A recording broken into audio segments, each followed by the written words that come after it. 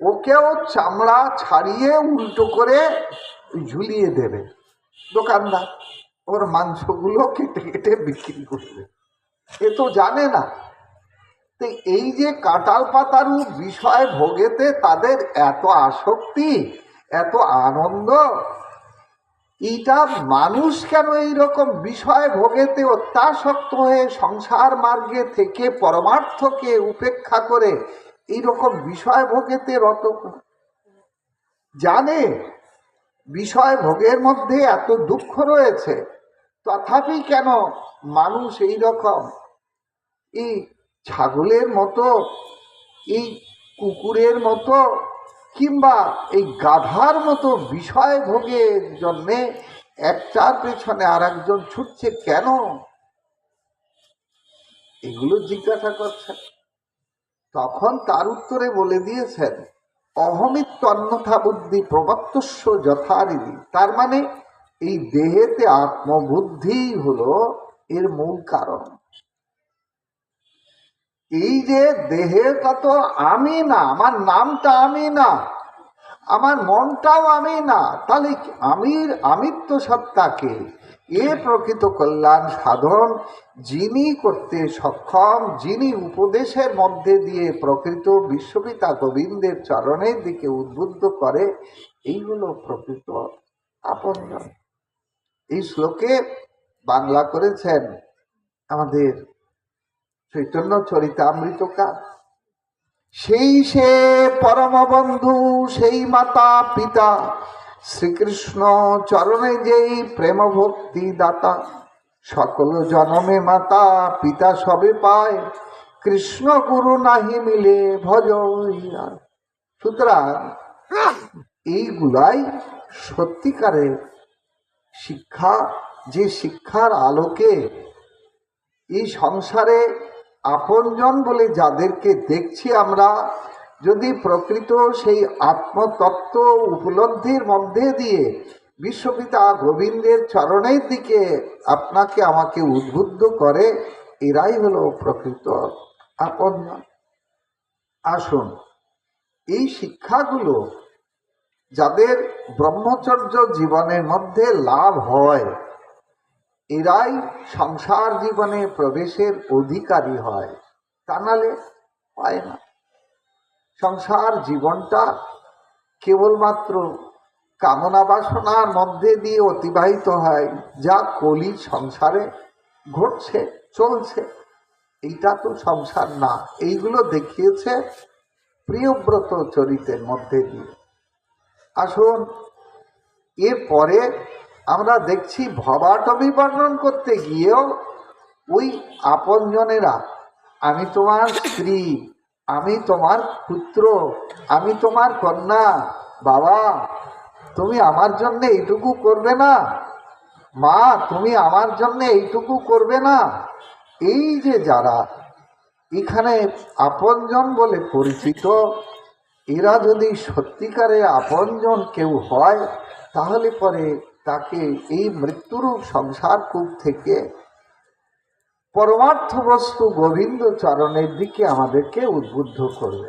আসুন, এরপরে আমরা ষষ্ঠ স্কন্ধে অজামিল চরিত্রে আর একটা জিনিস আমরা দেখতে পাচ্ছি, কি না, কি করে নামের আভাস হয়, এটাও শিক্ষা দিয়েছেন অজামিল চরিত্রের মধ্যে দিয়ে। অজামিল চরিত্রে কি দেখছি না, অজামিলে যখন 88 বছর বয়স হলো, সেই সময় তার যমদূতগণ এসে উপস্থিত হল। যমদূতগণ ভুল করে এসে উপস্থিত হয়েছে। কেন না, জানে অজামিল কর্মের দ্বারা চণ্ডালত্ব প্রাপ্ত হয়েছে, এ ছিল ব্রাহ্মণ, কিন্তু সেই ব্রাহ্মণের যে জাতিগত কর্মরূপ ধর্ম, সে কিচ্ছু পালন করত না। কেবলমাত্র অনাচার ভ্রষ্টাচারের মধ্যে দিয়ে, খুন জখম রাজধানীর মধ্যে দিয়ে জীবিকা নির্বাহ করছে। সুতরাং কর্মের দ্বারা চণ্ডালত্ব প্রাপ্ত হয়েছে, একে ধরে নিয়ে যাবে। যমরাজের কাছে ধর্মরাজের সদনে ভালো করে বিচার করে, ভালো করে সাইজ করে একে তারপরে আবার মনুষ্য লোকে ছেড়ে দেব। আসলে যমরাজের কারখানাটা প্রত্যেক বছর আপনারা শুনেছেন, এটা হলো ধোপার বাড়ি। মনে আছে তো ধোপার বাড়ি? ধোপার বাড়ি কি কাজ করে? বলে ময়লা জামা কাপড় ভালো করে গরম জলের মধ্যে কস্টিক সোডা দিয়ে বড় বড় বুট জুতো পরে খুব মারিয়ে ওর একেবারে ময়লা সব আচ্ছা করে বের করে দেয়। এগুলো ধোপার বাড়ির কাজ। যদি গরম জলের মধ্যে কস্টিক সোডা মোডা দিয়ে বুট জুতো পরে খুব করে মারালো, মারিয়েও কি রেহাই না। এইবারে নদীর ঘাটে নিয়ে গেল, বড় পাথরের পাটার উপরে কিংবা কাঠের পাটার উপরে মাথার উপর দিয়ে ঘুরপাক দিয়ে দে বাড়ি। ময়লা বলে বাবারে এ যাত্রার মতো ছেড়ে দে, আর কোনোদিন জড়াবো না রে বাবা, ছেড়ে দে। কিন্তু ছাড়াছাড়ি আছে, বাড়ির ওপরে বাড়ি। আচ্ছা, বাড়ি টাড়ি দিয়ে তারপরে আবার ফার্স্ট ক্লাস করে মাড় দিয়ে রোদে ভালো করে শুকিয়ে গরম ইস্ত্রি দিয়ে ভালো করে সাইজ করে পালিশ করে বাবুর কাছে নেন, বাবু দেখুন আপনার কাপড় ঠিকঠাক হয়েছে কিনা, পরে হ্যাঁ ঠিকঠাক পরিষ্কার, আবার এক সপ্তাহ পরা যাবে, তাই তো? এই রকম যে ময়লা ধোপার বাড়িতে, এ কোন জামা কাপড়ের ময়লা না, দেহের উপরে যে জামা কাপড় পরছেন। কিন্তু আত্মার উপরে দেহরূপ জামাটা যারা আমরা পরিধান করেছি কর্মের দ্বারা, যেটা মলিনতা প্রাপ্ত হয়েছে, এই জামাটাকে কোন ধোপার বাড়ি নিয়ে ভালো করে পরিষ্কার করে কাচবেন? সেই ধোপার বাড়িটা কিন্তু যমরাজের কারখানা। বুঝতে পারছেন?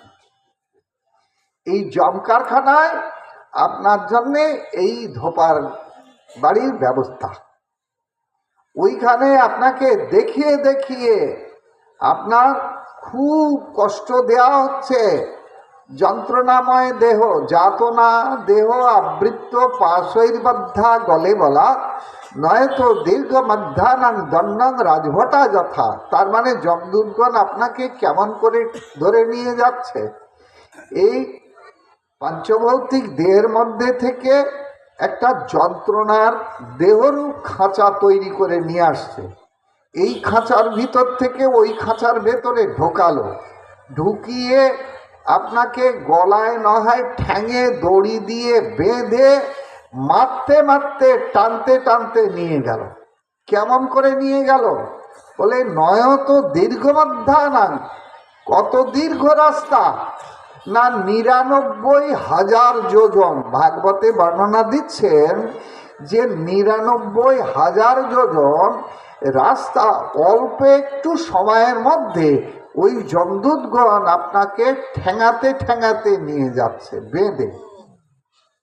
দণ্ড রাজভটা যথা, এইরকম করে নিয়ে যাবে। এই জন্যে সেই যমদূতগণ এসে উপস্থিত হয়েছে। হ্যাঁ, ভয়ঙ্কর দর্শন। এই যমদূতদের দেখে না অজামিল ভীষণ ভয় পেয়ে গেছে। হ্যাঁ, ভয় যখন পেয়ে গেছে, তখন ভয় পেলে কি হয় না, আপনজন প্রিয়জনকে কাছে পেতে চায়। এটাই হলো মনুষ্য জীবনের স্বাভাবিক লক্ষণ, যে প্রিয়জনকে কাছে পেতে চায়। এখন পুত্র নারায়ণ সবচাইতে প্রিয়জন ওই সাধুর আশীর্বাদে। সে তখন কাতর কণ্ঠে ডাকতে গেল, বাবা নারায়ণ তুই কোথায় আছিস? সে বাবা দেখ না, কারা আমাকে ধরে নিয়ে যাওয়ার জন্য এসেছে। বাবা নারায়ণ তুই শিগগিরই আয়। আর সে তো বাচ্চা ছেলে, সে কোথায় খেলছে তার কোনো তো ঠিক নেই। বাবাকে কারা ধরে নিয়ে যেতে এসেছে তাও তো সে জানে না, সে কোথায় খেলছে। এখন যখন কাতর প্রাণে যখন যাচ্ছে, ওরে বাবা নারায়ণ, তখন শুনতে পেল বৈকুণ্ঠাধিপতি বিশ্বপিতা নারায়ণের নিত্য পার্শ্বদ বিষ্ণুদূতগণ। শুনে তারা বলা বলি করতে লাগলো, ওরে কে আমাদের প্রভুর নাম উচ্চারণ করে কাতর কণ্ঠে ডাকছে, শিগগিরই চল, নিশ্চয়ই কোনো বিপদে পড়েছে। তা নাহলে এমন কাতর কণ্ঠে ডাকবে কেন? এরা তখন চারজন বিষ্ণুদূত তাকে অভয় বাণী শুনিয়ে দিল, মা ভই, কোনো ভয় নাই, আমরা এসে গেছি। এই যখন মা ভই বলে চারজন বিষ্ণুদূত সেখানে গিয়ে উপস্থিত হলো, এই যমদূতের দল দেখেই ভয় পেয়ে গেল। ওগো, তোমাদের তো দেখতে ভারী সুন্দর, তোমাদের অঙ্গজ্যোতি তো অন্ধকার আলোকিত হয়ে গেছে, তা আমরা তো ভালো কাজ করতে এসে যেই মহা পাপীটাকে আমরা ধরে নিয়ে ধর্মরাজের সদনে একে ভালো করে সাইজ করব, তারপরে আবার বাজারে ছাড়বো একে। তাহলে আমাদের এই ভালো কাজের জন্যে তোমরা বাধা দিতে এলে, তোমরা কারা গো? তোমাদের দেখতে তো খুব ভালো। তার মানে ওদের চারটে করে হাত, শঙ্খচক্র গদা পদ্ম মূর্তি, এইটা দেখে ওদের খুব ভালো লেগেছে। তোমরা তো দেখতে তোমাদের খুব ভালো, তা আমাদের এই ভালো কাজে বাধা দিতে এসেছো কেন? তোমরা কারা? বিষ্ণুদূতগণ শুনে বলল, আমরা কারা পরে বলবো, আগে বলো তোমরা কারা। ওরে বাপ, যমের দূত কাউকে জবাবদিহি করতে রাজি না, কিন্তু এক্ষেত্রে যমদূতগণ পরিচয় দিতে বাধ্য। কেন? বলে আমরা সংখ্যায় 3 জন, ওরা 4 জন সংখ্যায়। আমাদের হাত 2টো করে, ওদের হাত 4টে করে। ও বাপ! আমাদের অস্ত্রপাতি বলতে একটা ঠেঙা, তার মানে একটা মুগুর সাইজের লাঠি, মাথার দিকটা মোটা আর পাছার দিকটা সরু। আর ওদের 4 হাতে 4 রকম অস্ত্র, বিশাল গদা, তারপরে ভীষণ তীক্ষ্ণ ধার অসি, তারপরে মহা ত্রিশূল, আবার তার সঙ্গে তীরধনুক। আরে বাপ রে বাপ! সুতরাং একটা গদার বাড়ি যদি মাথায় মারে তাহলে তো ঘিলু বেরিয়ে যাবে। হ্যাঁ, এই জন্যে যমদূতগণ উত্তর দিতে বাধ্য হলো, আমরা ধর্মের কিঙ্কর। যেই বলেছে ধর্মের কিঙ্কর, সঙ্গে সঙ্গে বিষ্ণুদূতগণ প্রশ্ন করলো, বলো ধর্ম কাকে বলে? উত্তর দিতে বাধ্য। যেই বলেছে আমরা ধর্মের কিঙ্কর, তার মানে ধর্মরাজ যমের দূত। যেই প্রশ্ন করেছে ধর্ম কাকে বলে বলো, তখন ওরা উত্তর দিতে বাধ্য। ওরা বলল, বেদ প্রণীত ধর্ম, অধর্মস্তব বিপর্যয়, বেদ ও নারায়ণ সাক্ষাৎ, স্বয়ম্ভূরীতি শুশ্র। যেই না উত্তর দিয়েছে সঠিক, সঙ্গে সঙ্গে আর একটা প্রশ্ন চাপিয়ে দিল, বলো পরম ধর্ম কাকে বলে? কারণ এই মহা পাপী বলে যাকে ধরে নিয়ে যাওয়ার জন্যে তোমরা এসেছ, এই পরম ধর্মের আশ্রয় নিয়েছে। সুতরাং একে তো আর তোমরা ধরে নিয়ে যেতে পারবে না। বলো পরম ধর্ম কাকে বলে? এখন পরম ধর্মের রাজ্যের লোক তো এরা না। কারা? এই যমদূতের দল। এরা পাপী তাপীকে নিয়ে এখানে কাজ কারবার করে। এরা তো পরম ধর্ম জিনিসটার সঙ্গে কোনো সম্পর্ক এদের নেই, জানাও নেই। এই জন্যে এরা এই পরম ধর্ম জিনিসটা কি এরা আর উত্তর দিতে পারল না। তখন বিষ্ণুদূতগণ এদেরকে খুব করে তিরস্কার করল। ছি ছি, অহো দুর্ভাগ্য! এই জগতে মানুষ আর কার চরণে আশ্রয় গ্রহণ করবে? যারাই রক্ষক তারাই ভক্ষক হয়ে এই কল্যাণকামী জীবের উপরে অত্যাচার শুরু করেছে। এই পরমধর্মের পূজারী, এই পরমধর্মের অনুশীলনকারী ধার্মিক এহেন ব্যক্তিকে এরা শাস্তি দেওয়ার জন্য নিয়ে যাবে এই যমরাজের কারখানায়। অহো দুর্ভাগ্য বলে ওদেরকে তো আচ্ছা করে তিরস্কার করব। শোনো মূর্খের দল, পরমধর্ম কাকে বলে শোনো। সবই পুংসাং পরধর্ম যত ভক্তির অদক্ষজে অহিতুকা প্রত্যয়তা জয়াত্মা সম্প্রসিদতি। এই জগতের প্রতি যত কর্তব্য কর্ম তার নাম হলো ধর্ম। এটা তোমরা বলেছ ঠিক, কিন্তু এই ব্যক্তি, এই যে অজামিল, এ তো পরম ধর্মের অর্থাৎ ধর্মের উপরে শ্রেষ্ঠ যে কর্তব্য কর্ম তার নাম হলো পরম ধর্ম। সেটা কি না, জগতের প্রতি যত রকম কর্তব্য কর্ম আছে, সংসারে পিতামাতার প্রতি, পতি পত্নীর প্রতি, পুত্র কন্যার প্রতি, আত্মীয় পরিজনের প্রতি যত রকম কর্তব্য কর্ম তার নাম হলো ধর্ম। কিন্তু জগৎকে বাদ দিয়ে জগদীশ্বর বিশ্বপিতা ভগবান শ্রীহরি চরণ কমলের প্রতি যে কর্তব্য কর্ম তার নাম হলো পরম ধর্ম। এই মা পাপী বলে যাকে ধরে নিয়ে যাওয়ার জন্য এসেছ, সে তো বিশ্বপিতা ভগবান শ্রীহরির চরণ কমলের নিত্য দাস। এই জন্যে বিপদে পতিত হয়ে সে হরির চরণ স্মরণ করেছে, নারায়ণ নারায়ণ নামেতে ব্যাকুল হয়ে সে ডাকাডাকি শুরু করেছে।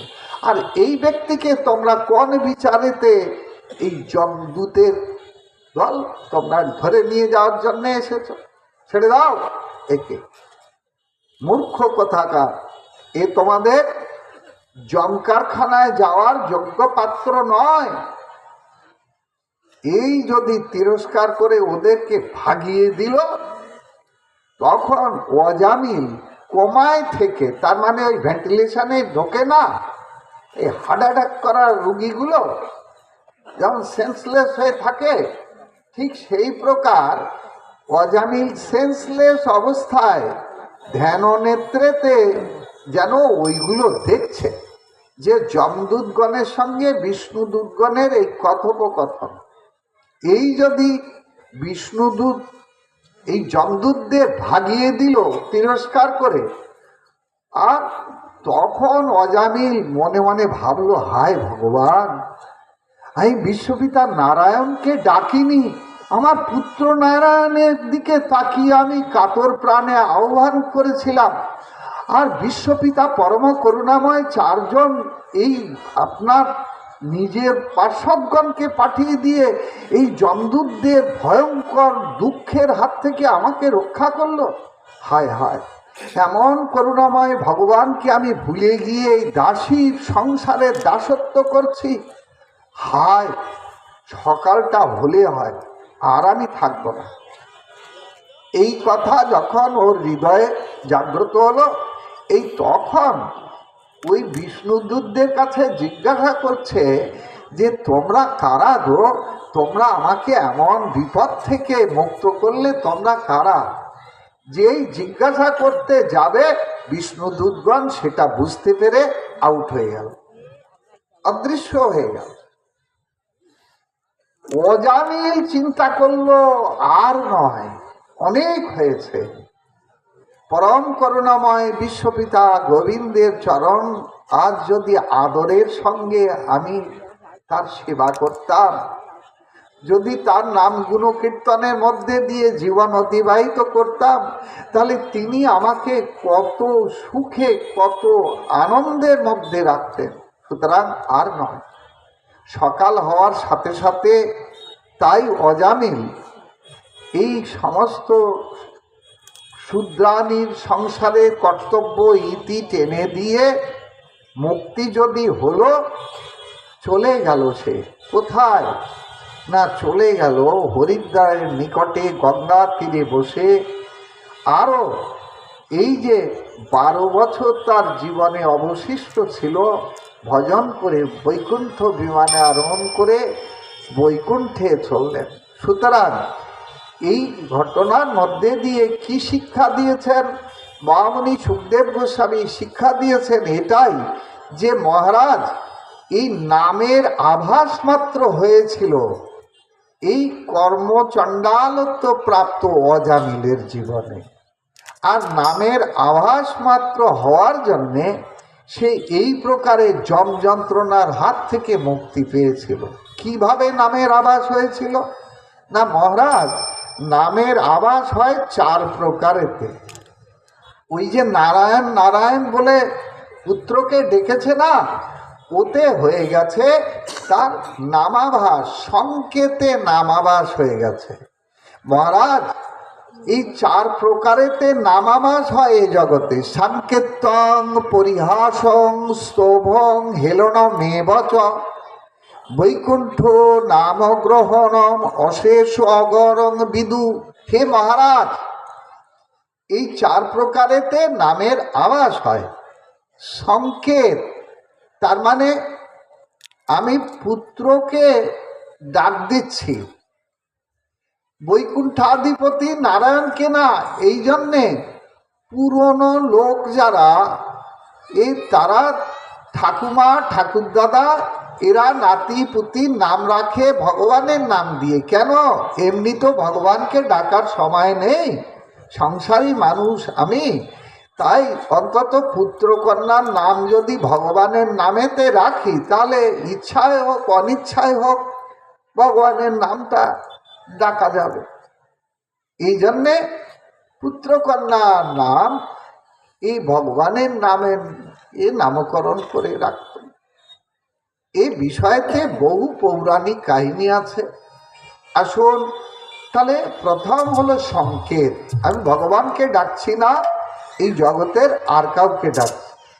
দ্বিতীয় পরিহাস, পরিহাস মানে উপহাস। এই যে তিলক কাটা দল যাচ্ছে, এই কেষ্টার চেলা, এসব কেষ্টার চেলা, তার মানে উপহাস পূর্বক এই কৃষ্ণ নামটা স্মরণ করলাম, কেষ্টার চেলা। স্তোভং, অনাদারের সঙ্গে, এই তোর বাবার নাম কি? না আমার বাবার নাম মধু। মধু, হ্যাঁ মধু, ভালো করে বল, তোর বাবা বেঁচে আছে না মরে গেছে? না বেঁচে আছে। তার ঠিক করে বল। এইবার সে ঠিক করে যদি বলতে গেল না শ্রী মধুসূদন ব্যানার্জি, এই যখন বলা, এই তখন তাকে আদরের সঙ্গে বলতে হয়। এইরকম অনাদারের সঙ্গে, আর হেলায় হেলন মেয়ে বাবা, যেমন তেমন ভাবে ভগবানের নাম করলেই নামের আভাস হয়। এই যে 4 প্রকারেতে নাম আভাস, এইটা মহাপ্রভুর পার্শ্বদগণের মধ্যে সুবুদ্ধি রায়কে দিয়ে মহাপ্রভু শিক্ষাটা দিয়েছেন। আপনারা যারা চৈতন্য চরিতামৃত অনুশীলন করেন, বদ্ধলীলায় দেখুন বর্ণনা দিয়েছেন, সুবুদ্ধি রায় ছিলেন গৌড়ের রাজা। এখন পরবর্তীকালে সেই গৌড়ের রাজা হয়েছে হোসেন খাঁ। এখন হোসেন খাঁয়ের অনেকগুলো বেগম ছিল, তার মধ্যে খাস বেগম একদিন তার পিঠে হাত বোলাতে বোলাতে হাতে একটা ক্ষত চিহ্ন তে ঠেকল। জিজ্ঞাসা করলো, তোমার পিঠেটা কিসের দাগ?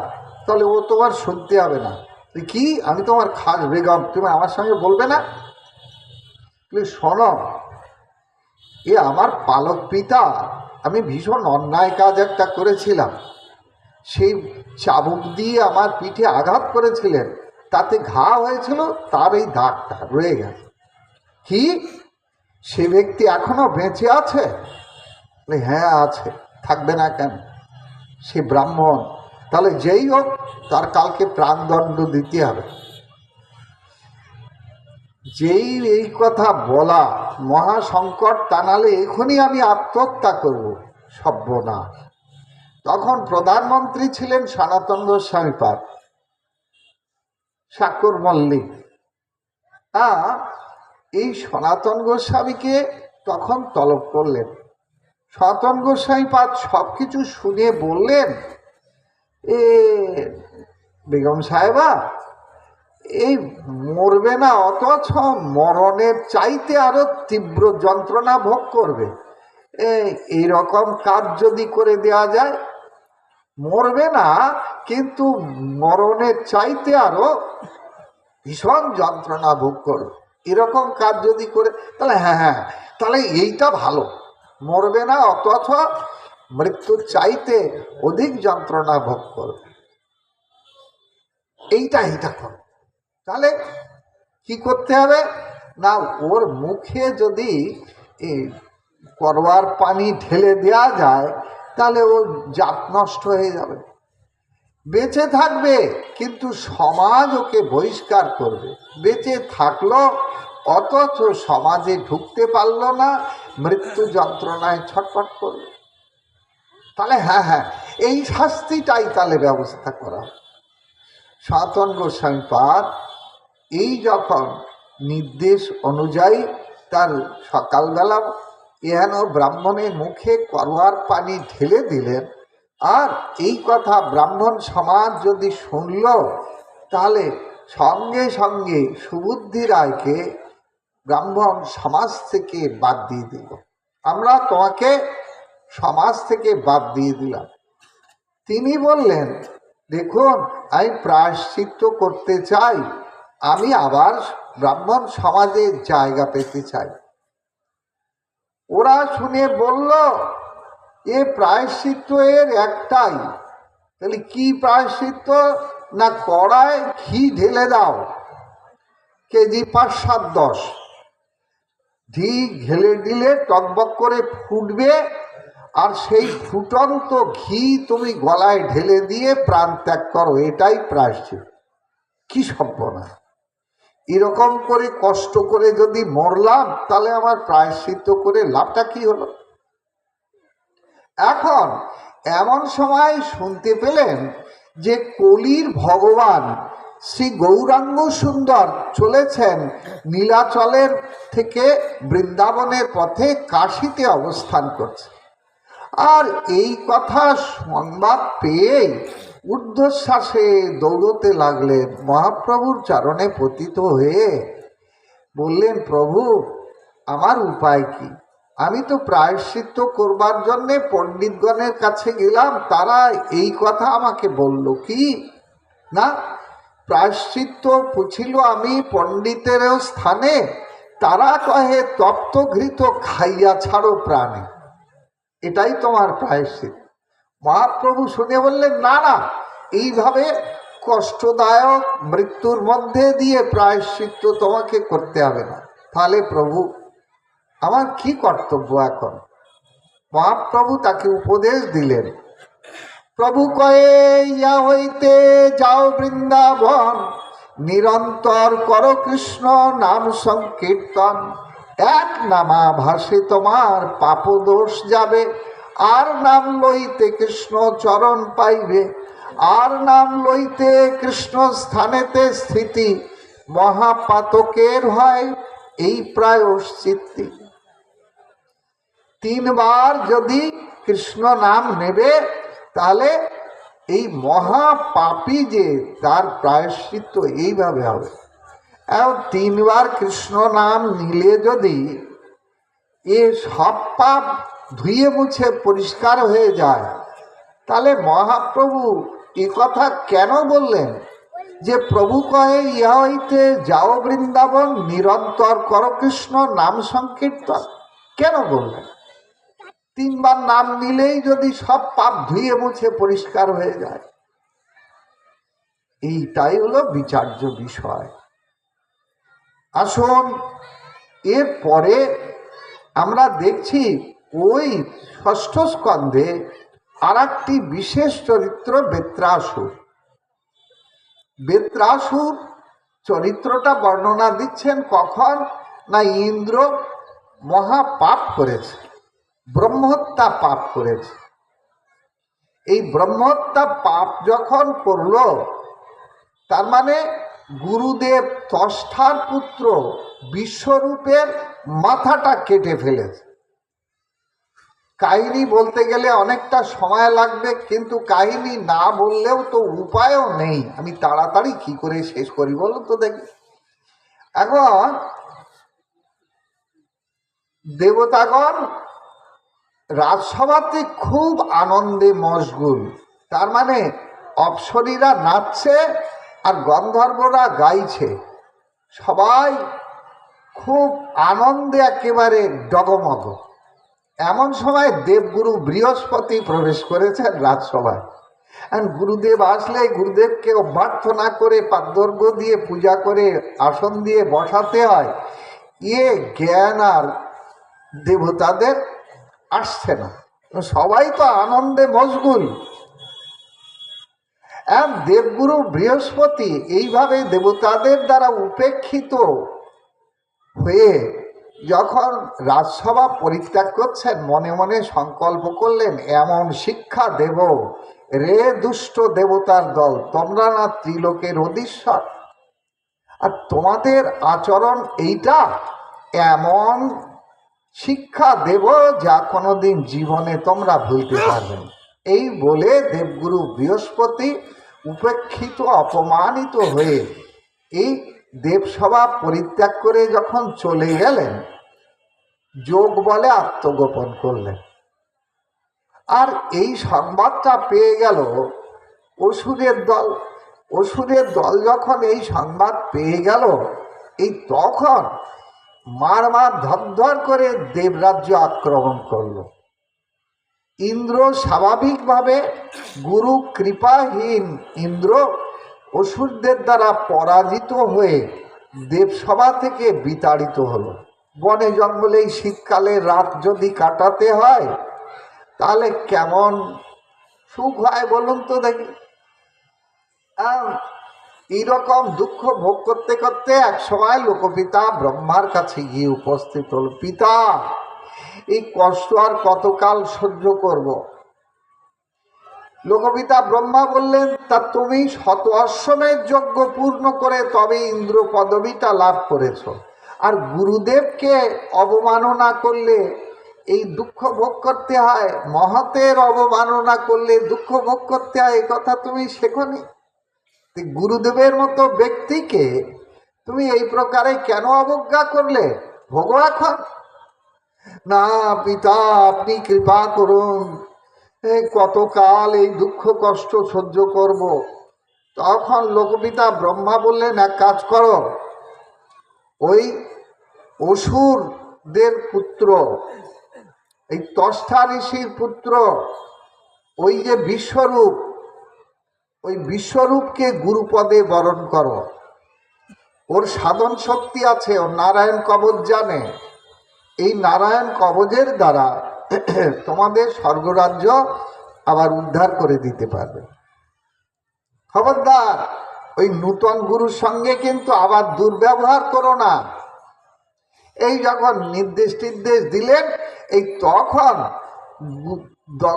দেবতারা হলো পিতা আর বিশ্বরূপ হলো পুত্র। তার মানে পুত্রকে গুরুপদে বরণ করে একেবারে সেই নাটখত দিয়ে যেন গুরুচরণে বললেন, আপনি আমাদের কৃপা করে গুরুর আসন অলঙ্কৃত করুন, আমাদেরকে আপনি একটু পালন পোষণ করুন। আর গুরুপদে বরণ করে এই বিশ্বরূপের দ্বারায় আবার স্বর্গ থেকে অসুরদেরকে বিতাড়িত করে পুনরায় চালু হয়ে গেল যজ্ঞ আদি গুরু কৃপা লাভের মধ্যে দিয়ে চলতে লাগলো ভালো।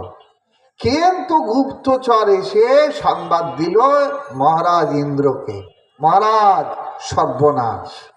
কি হয়েছে না মহারাজ, আপনাদের এই যে নূতন গুরু, হ্যাঁ নূতন গুরু, তা কি হয়েছে? এই নূতন গুরু এ তো অসুরদের দৌহিত্র, তার মানে এই অসুরদের ভাগ্নে, এটা কি আপনারা জানেন? এই জন্যে আপনাদের দেবতাদের যে যজ্ঞ ভাগ, সেটা কিন্তু অগ্নির মধ্যে দিয়ে আপনাদের কাছে পৌঁছে দিচ্ছে। ওং ইন্দ্রায় স্বাহা, ওং পবনায় স্বাহা, ওং অগ্নায় স্বাহা, ইত্যাদি ইত্যাদি দেবতাদের যে যজ্ঞ ভাগ, সেটাও অগ্নি দেবতার মধ্যে দিয়ে আপনাদের কাছে পৌঁছে যাচ্ছে। কিন্তু ভাগ্নে যজ্ঞ করবে, মামারা একটু ছিটে ফোটা ভাগ পাবে না? এই জন্যে আপনাদের এই নূতন গুরু, সে আপনাদের এই যজ্ঞ ভাগ কিন্তু নিজে বহন করে মামাদের জন্যে ভাগ দিচ্ছে। এটা কি জানেন? শুনে তো ইন্দ্রের মাথা গরম হয়ে গেল। সর্বনাশ! অসুররা যদি এই যজ্ঞ ভাগ গ্রহণ করে, তাহলে তো খেয়ে দিয়ে বলবান হয়ে আবার আমার ঘাড়ে লাফ দিয়ে পড়বে। কি আমাকে ঠেকাবে? মাথা এরকম গরম হয়ে গেল, মহা খড়গ নিয়ে এক কোপে গুরুদেব বিশ্বরূপের গলায় দিল কোপ। এক কোপে মাথা গেল কেটে। এই যদি এক কোপে মাথা কাটলো, তাহলে এই যে ব্রহ্মহত্যা পাপ হলো, এই ব্রহ্মহত্যা পাপ ইন্দ্র কোনো প্রায়শ্চিত্ত করল না। ত্রিলোকের মধ্যে গুঞ্জন উঠল, দেখো আমরা সামান্যতম পাপ করলে এই দেবরাজ ইন্দ্র আমাদের মহামহা শাস্তির ব্যবস্থা করে, আর এই ইন্দ্র এখন মহা পাপ করলো, ব্রহ্মহত্যা পাপ, অথচ প্রায়শ্চিত্ত করল না। এই যখন অভিযোগ ত্রিলোকে গুঞ্জন উঠল, তখন ইন্দ্র কানে গেল। ইন্দ্র তখন চিন্তা করলো, তাই তো, এ তো মহা কেলেঙ্কারি। ভোগী লোকগুলো কি হয় জানেন তো?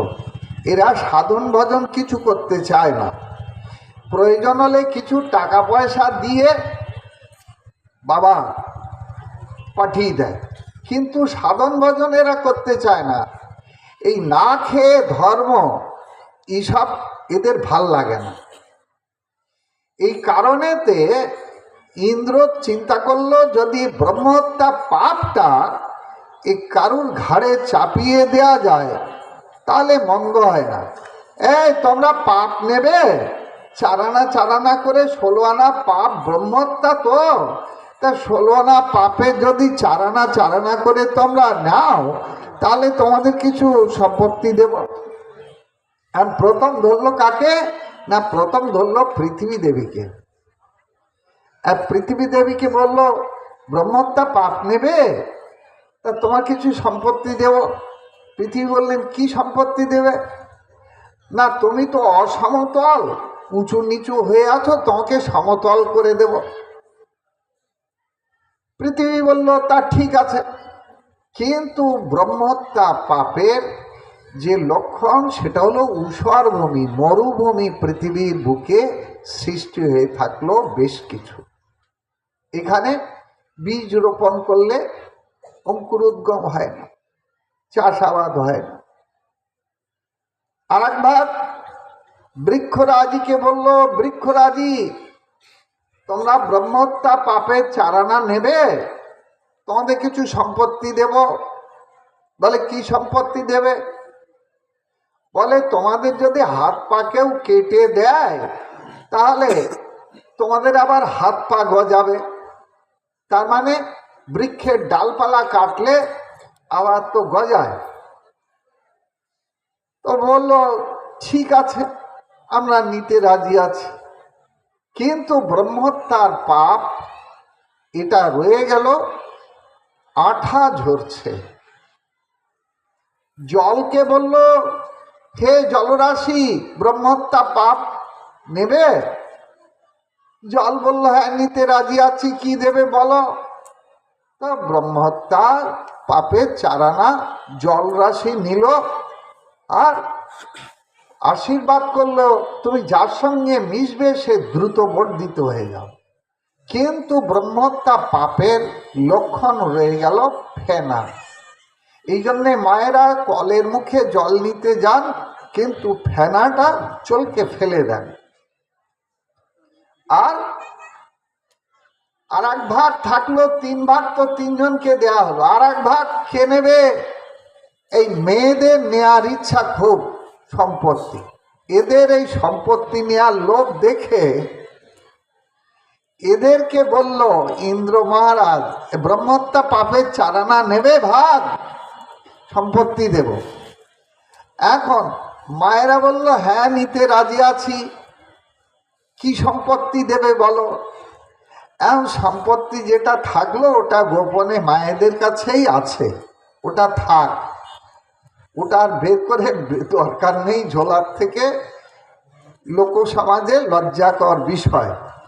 এই কারণেতে 4 ভাগ ভাগ করে দিয়ে দিল। কিন্তু ত্বষ্টা ঋষি রেগে আগুন হয়ে গেল, কি আমার পুত্রটাকে এইভাবে তোমরা সংহার করে আর এই পাপ থেকে তুমি এইভাবে মুক্তি লাভ করবে? আমি ইন্দ্র হত্যাকারী যজ্ঞ শুরু করব। এই বলে হোতা উদ্গাতা ধৈর্য ব্রহ্মা নির্ণয় করে এই ইন্দ্র হত্যার বিশাল আয়োজন করে যজ্ঞ শুরু করে দিল। যেই না পূর্ণ আহুতি দিয়ে ইন্দ্রকে সংহার করতে যাবে, অমনি ব্রহ্মা এসে বলল, না এক্ষুনি ইন্দ্রকে হত্যা করো না। কেন? বলে এই কল্পের এখনো অনেক বাকি, সুতরাং এক ইন্দ্রের আয়ুটা কতটা? বলে এক মন্বন্তর, এই মন্বন্তরের এখনো অনেক বাকি, সুতরাং এক্ষুনি যদি ইন্দ্রকে সংহার করে দাও তাহলে এ মন্বন্তর কে পরিচালনা করবে? স্বর্গরাজ্য, দেবরাজ্য। সুতরাং ইন্দ্রকে এক্ষুনি হত্যা করা যাবে না, সংহার করা যাবে না। তাহলে কাজ করো, মন্ত্রের পরিবর্তন ঘটিয়ে দাও, উচ্চ স্বরে মন্ত্রটা নিম্ন স্বরে উচ্চারণ করো, তাহলে বেদ মন্ত্র 3টে স্বরেতে উচ্চারিত হয়, উচ্চ, মধ্যম এবং নিম্ন স্বর। তা নিম্ন স্বরের মন্ত্রটা উচ্চ স্বরে আর উচ্চ স্বরের মন্ত্রটা নিম্ন স্বরে যদি উচ্চারণ করো তাহলে ফল যাবে সম্পূর্ণ বিপরীত হয়ে। তার মানে ত্বষ্টার উদ্দেশ্য ইন্দ্রকে হত্যা করবে এমন ভয়ঙ্কর মহাশক্তির উদয় হোক। আর এখানে ব্রহ্মাজির নির্দেশে এই উচ্চ স্বরের মন্ত্রটা নিম্ন স্বরে আর নিম্ন স্বরের মন্ত্রটা উচ্চ স্বরে বলার জন্যে উল্টে গেল ফল। কি হলো এখন? না ইন্দ্র যাকে সংহার করবে সেই মহাশক্তির উদয় হোক, এই বলে পূর্ণ আহুতি দান করছে। হতপুত্র ততস্তষ্টা জহাবেন্দ্রায় শত্রয়ে। ইন্দ্র শত্র, ইন্দ্রের নামটা উঁচু করে বলো, ইন্দ্র শত্র বিবর্দস্য মা চিরং জয় বিদ্বিষম। ইন্দ্র যাকে সংহার করবে সেই মহাশক্তির উদয় হোক, এই যেই বলা সঙ্গে সঙ্গে পূর্ণ আহুতি দেওয়ার সাথে সাথেই ভয়ঙ্কর এক অসুর দেহ সৃষ্টি হলো। এক অসুর দেহ সৃষ্টি হলো যদি ওই যজ্ঞকুণ্ড থেকে উঠল বিশাল দিব্য রথ, যজ্ঞকুণ্ড থেকে উত্থিত হলো দিব্য অস্ত্র, তীর্ধনুক, এগুলো সব নিয়ে এই বেত্রা নাম অসুর সে তখন যুদ্ধক্ষেত্রে গিয়ে দাঁড়ালো, হুঙ্কার ছাড়লো রণং দেহি। আর তার হুঙ্কার শুনে দেবতারা দিক বিদিক শূন্য হয়ে যে যেদিকে পারল প্রাণ নিয়ে দে দৌড়। ইন্দ্র দেখল সর্বনাশ, দেব সৈন্য সপ্ত ভয়ে পালিয়ে গেল। এখন এই মহা অসুরকে যদি সংহার না করতে পারি তাহলে দেবতাদের সম্পূর্ণ স্বর্গরাজ্য তো যাবে, ত্রিলোকও হাতছাড়া হয়ে যাবে। এখন উপায় কি? এই যদি দেবরাজের চিন্তা, গিয়ে তাড়াতাড়ি উপস্থিত হলো দেবরাজ সহ এই সমস্ত দেবতাগণ গিয়ে উপস্থিত হলো লোকপিতা ব্রহ্মার কাছে। লোকপিতা ব্রহ্মা বললেন এইভাবে ওই মহাসুরকে সংহার করতে পারবে না, তাহলে এই অসুরকে যদি সংহার করতে হয় তাহলে সাধন শক্তি সম্পন্ন অস্ত্র লাগবে। কোথায় পাবো? বলে সাধন শক্তি সম্পন্ন অস্ত্র পেতে গেলে যে দীর্ঘকাল তপস্যা করছে তার কাছে তোমাদের উপস্থিত হতে হবে। এই রকম দীর্ঘকাল তপস্যা করছিল আমাদের দধিচি মুনি। দধিচি মুনি কল্পকাল যখন এই তপস্যা করছিল, এই তপস্যায় যখন দীর্ঘকাল অতিবাহিত হলো, এই সময় দধিচি মুনির কাছে দেবতাগণ গিয়ে খুব স্তব স্তুতি নতি করতে লাগলো। যখন দধিচি মুনি বললেন, কি ব্যাপার ইন্দ্র, ভাবলক্ষণ তো খুব ভালো ঠেকছে না, তোমরা যদি এসে এরকম স্তব স্তুতি করতে শুরু করেছ, আসল কথাটা কি বলো তো, ঘটনাটা কি? তখন দধিচি মুনি চরণ বন্দনা করে বললেন, আপনি যদি কৃপা করে আপনার দেহটা ত্যাগ করেন আমাদের জগতের কল্যাণের জন্যে, তাহলে আমরা এই যাত্রা রক্ষা পাই। আসল কথা বলো। দধিচি মুনি তখন যোগ বলে এই সাধন শক্তি সম্পন্ন দেহটা ত্যাগ করলেন। আর ত্যাগ যদি করলেন, দধিচি মুনি দেহের এই হাড্ডি গুড্ডিগুলো নিয়ে দিব্য অস্ত্রপাতি তৈরি করলো ইন্দ্র মহারাজ এই দেবশিল্পী বিশ্বকর্মাকে দিয়ে। নাসিকার হাড় থেকে 3টি ধনুক তৈরি হলো দধিচি মুনির। তার মধ্যে একটি ধনুক ধারণ করলেন মহাদেব। এই জন্যে মহাদেবের এক নাম হলো পিনাকি। এই অস্ত্রপাতি নিয়ে পাঁজরের হাড় থেকে তৈরি হলো দিব্য অস্ত্র বজ্র। এই বজ্র নিয়ে, এই তীর ধনুক নিয়ে উপস্থিত হলো ইন্দ্র মহারাজ যুদ্ধক্ষেত্রে। আর যুদ্ধক্ষেত্রে যখন উপস্থিত হলো, তখন ওই না দেখে বেত্রাসুর হুঙ্কার ছেড়ে বলতে লাগলো, রে দুষ্ট ব্রহ্মহত্যাকারী ইন্দ্র, তুই আবার আবার কোন লজ্জায় এসেছিস যুদ্ধক্ষেত্রে? এমন হুঙ্কার ছাড়লো যে ইন্দ্রের হাত থেকে বজ্রের মতো অস্ত্র সব স্খলিত হলো, পড়ে গেল। লজ্জিত ইন্দ্র কি আর করবে? অস্ত্র হাতের থেকে পড়ে গেছে বেত্রাসুরের হুঙ্কার। বেত্রাসুর এটা দেখলো, দেখে ইন্দ্রকে সামনে রেখে বলতে লাগলো, হে ইন্দ্র, এটা যুদ্ধক্ষেত্র, এটা লজ্জা ক্ষেত্র না, অস্ত্র তুলে নাও, নিক্ষেপ করো আমার বক্ষে ওই বজ্র। কারণ আমাদের প্রভু বিশ্বপিতা নারায়ণ আমাদেরকে কখনোই স্বর্গ, এই মোক্ষ কিংবা এই পৃথিবীর রাজত্ব কখনো দান করে না। কেন?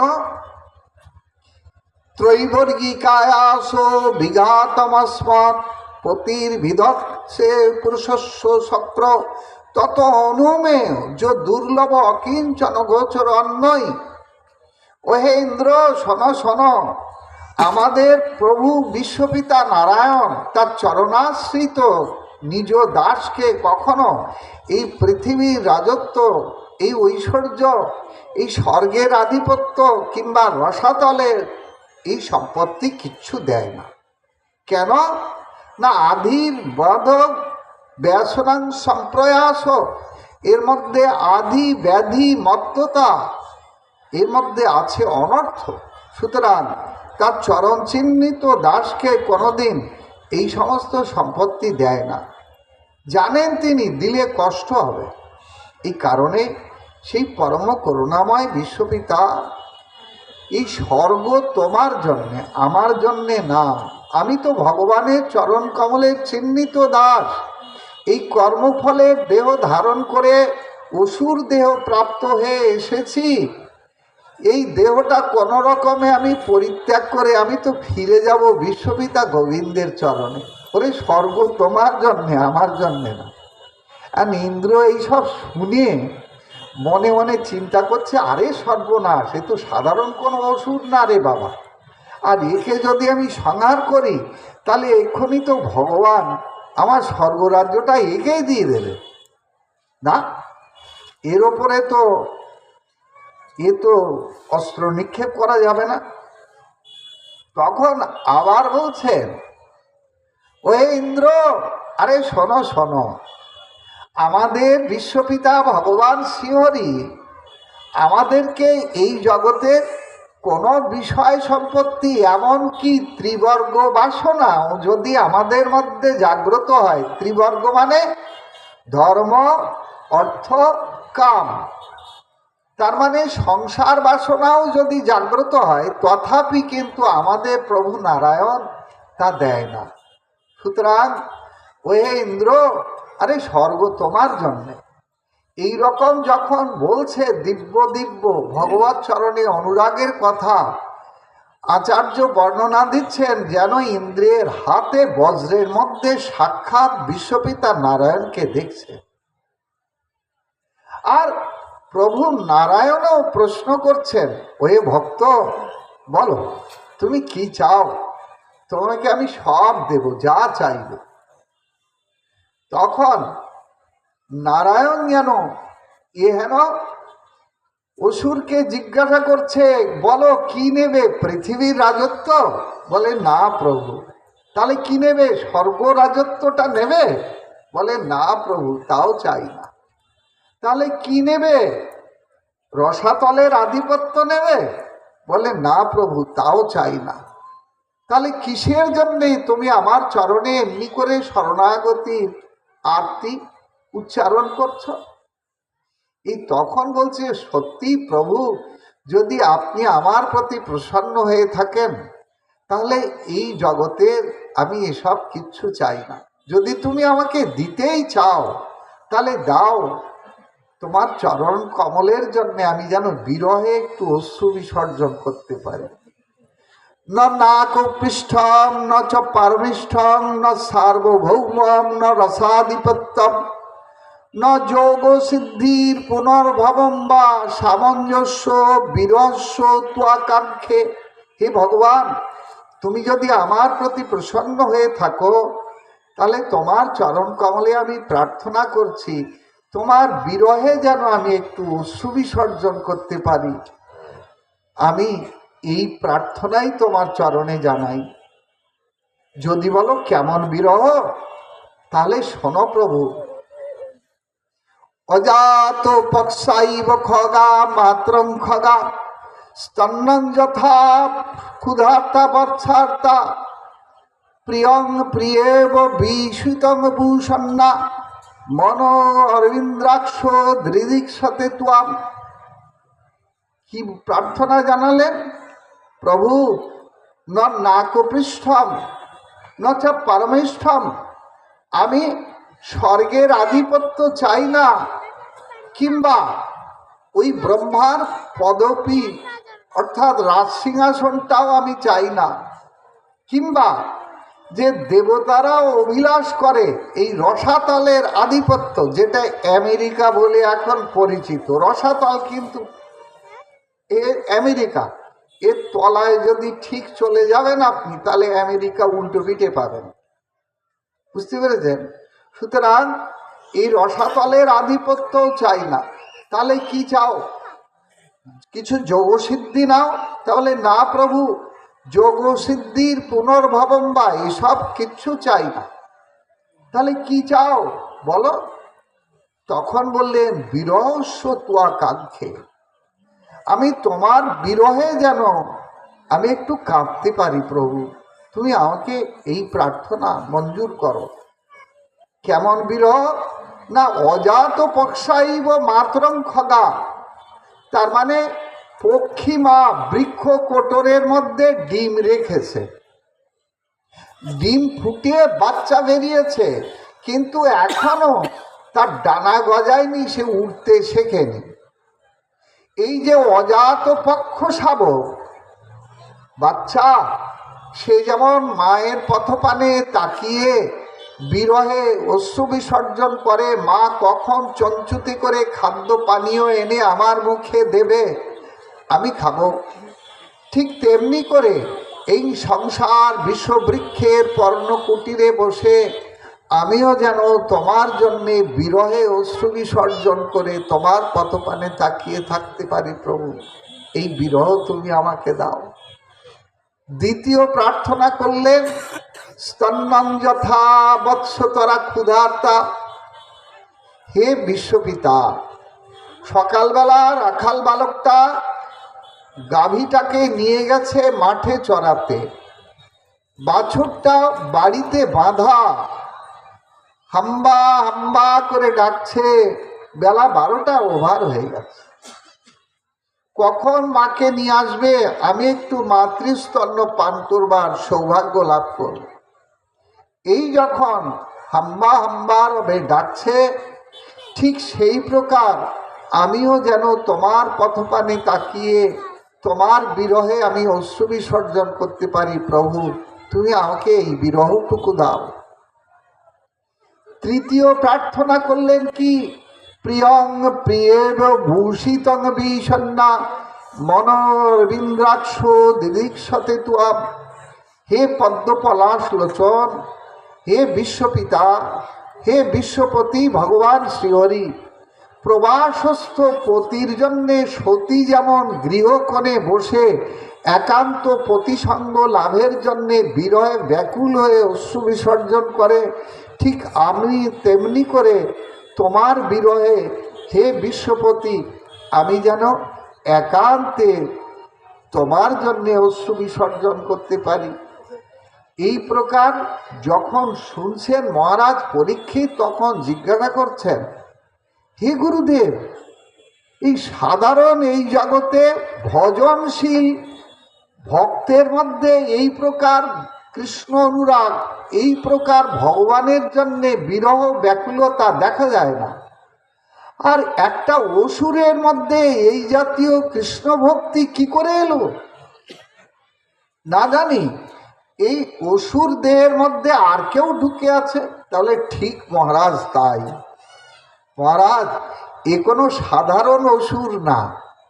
এ কে না মহারাজ, এ জন্মান্তরে ছিল শ্রেষ্ঠ কৃষ্ণ ভক্ত চিত্রকেতু মহারাজ। মহারাজ, এর কোটি পত্নী ছিল, কিন্তু মা ভবানীর অভিশাপে এর এই অসুর দেহেতে এসে উপস্থিত হয়েছে। এই কথা শুনেই পরীক্ষিত মহারাজ ব্যাকুল হয়ে বলতে লাগলেন, হে গুরুদেব, আমারও তো সেই অভিশপ্ত দেহ, সুতরাং বলুন বলুন কেন এমন ভক্তশ্রেষ্ঠ মহারাজ চিত্রকেতুকে মা ভবানী অভিশাপ দিতে গেলেন? বলুন বলুন গুরুদেব, আমাকে আড়াল করবেন না, আমারও তো অভিশপ্ত জীবন।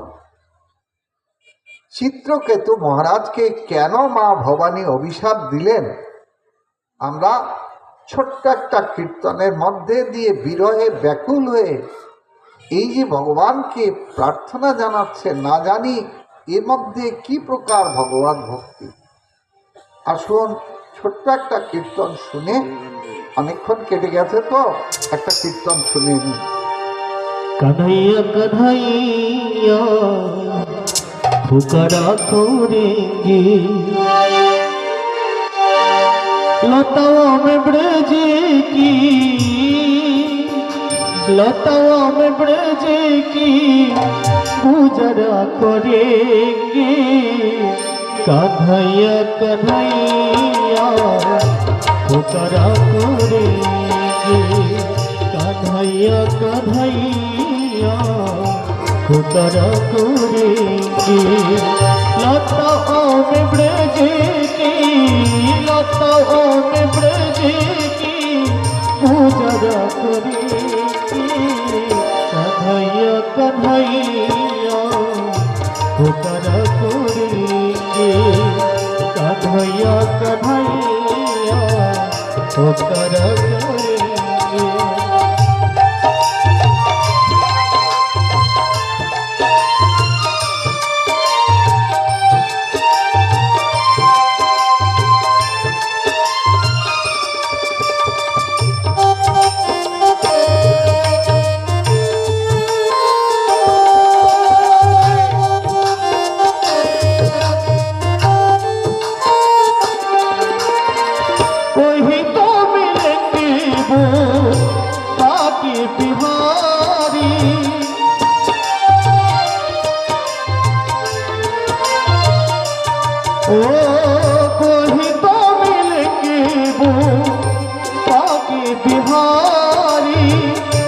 উদ্ভিকে চরণ চিতে, উদ্ভিকে চরণ চিতে লাগাইয়া করে কানাইয়া কানাইয়া পুকারা করে কানাইয়া কানাইয়া পুকারা করে।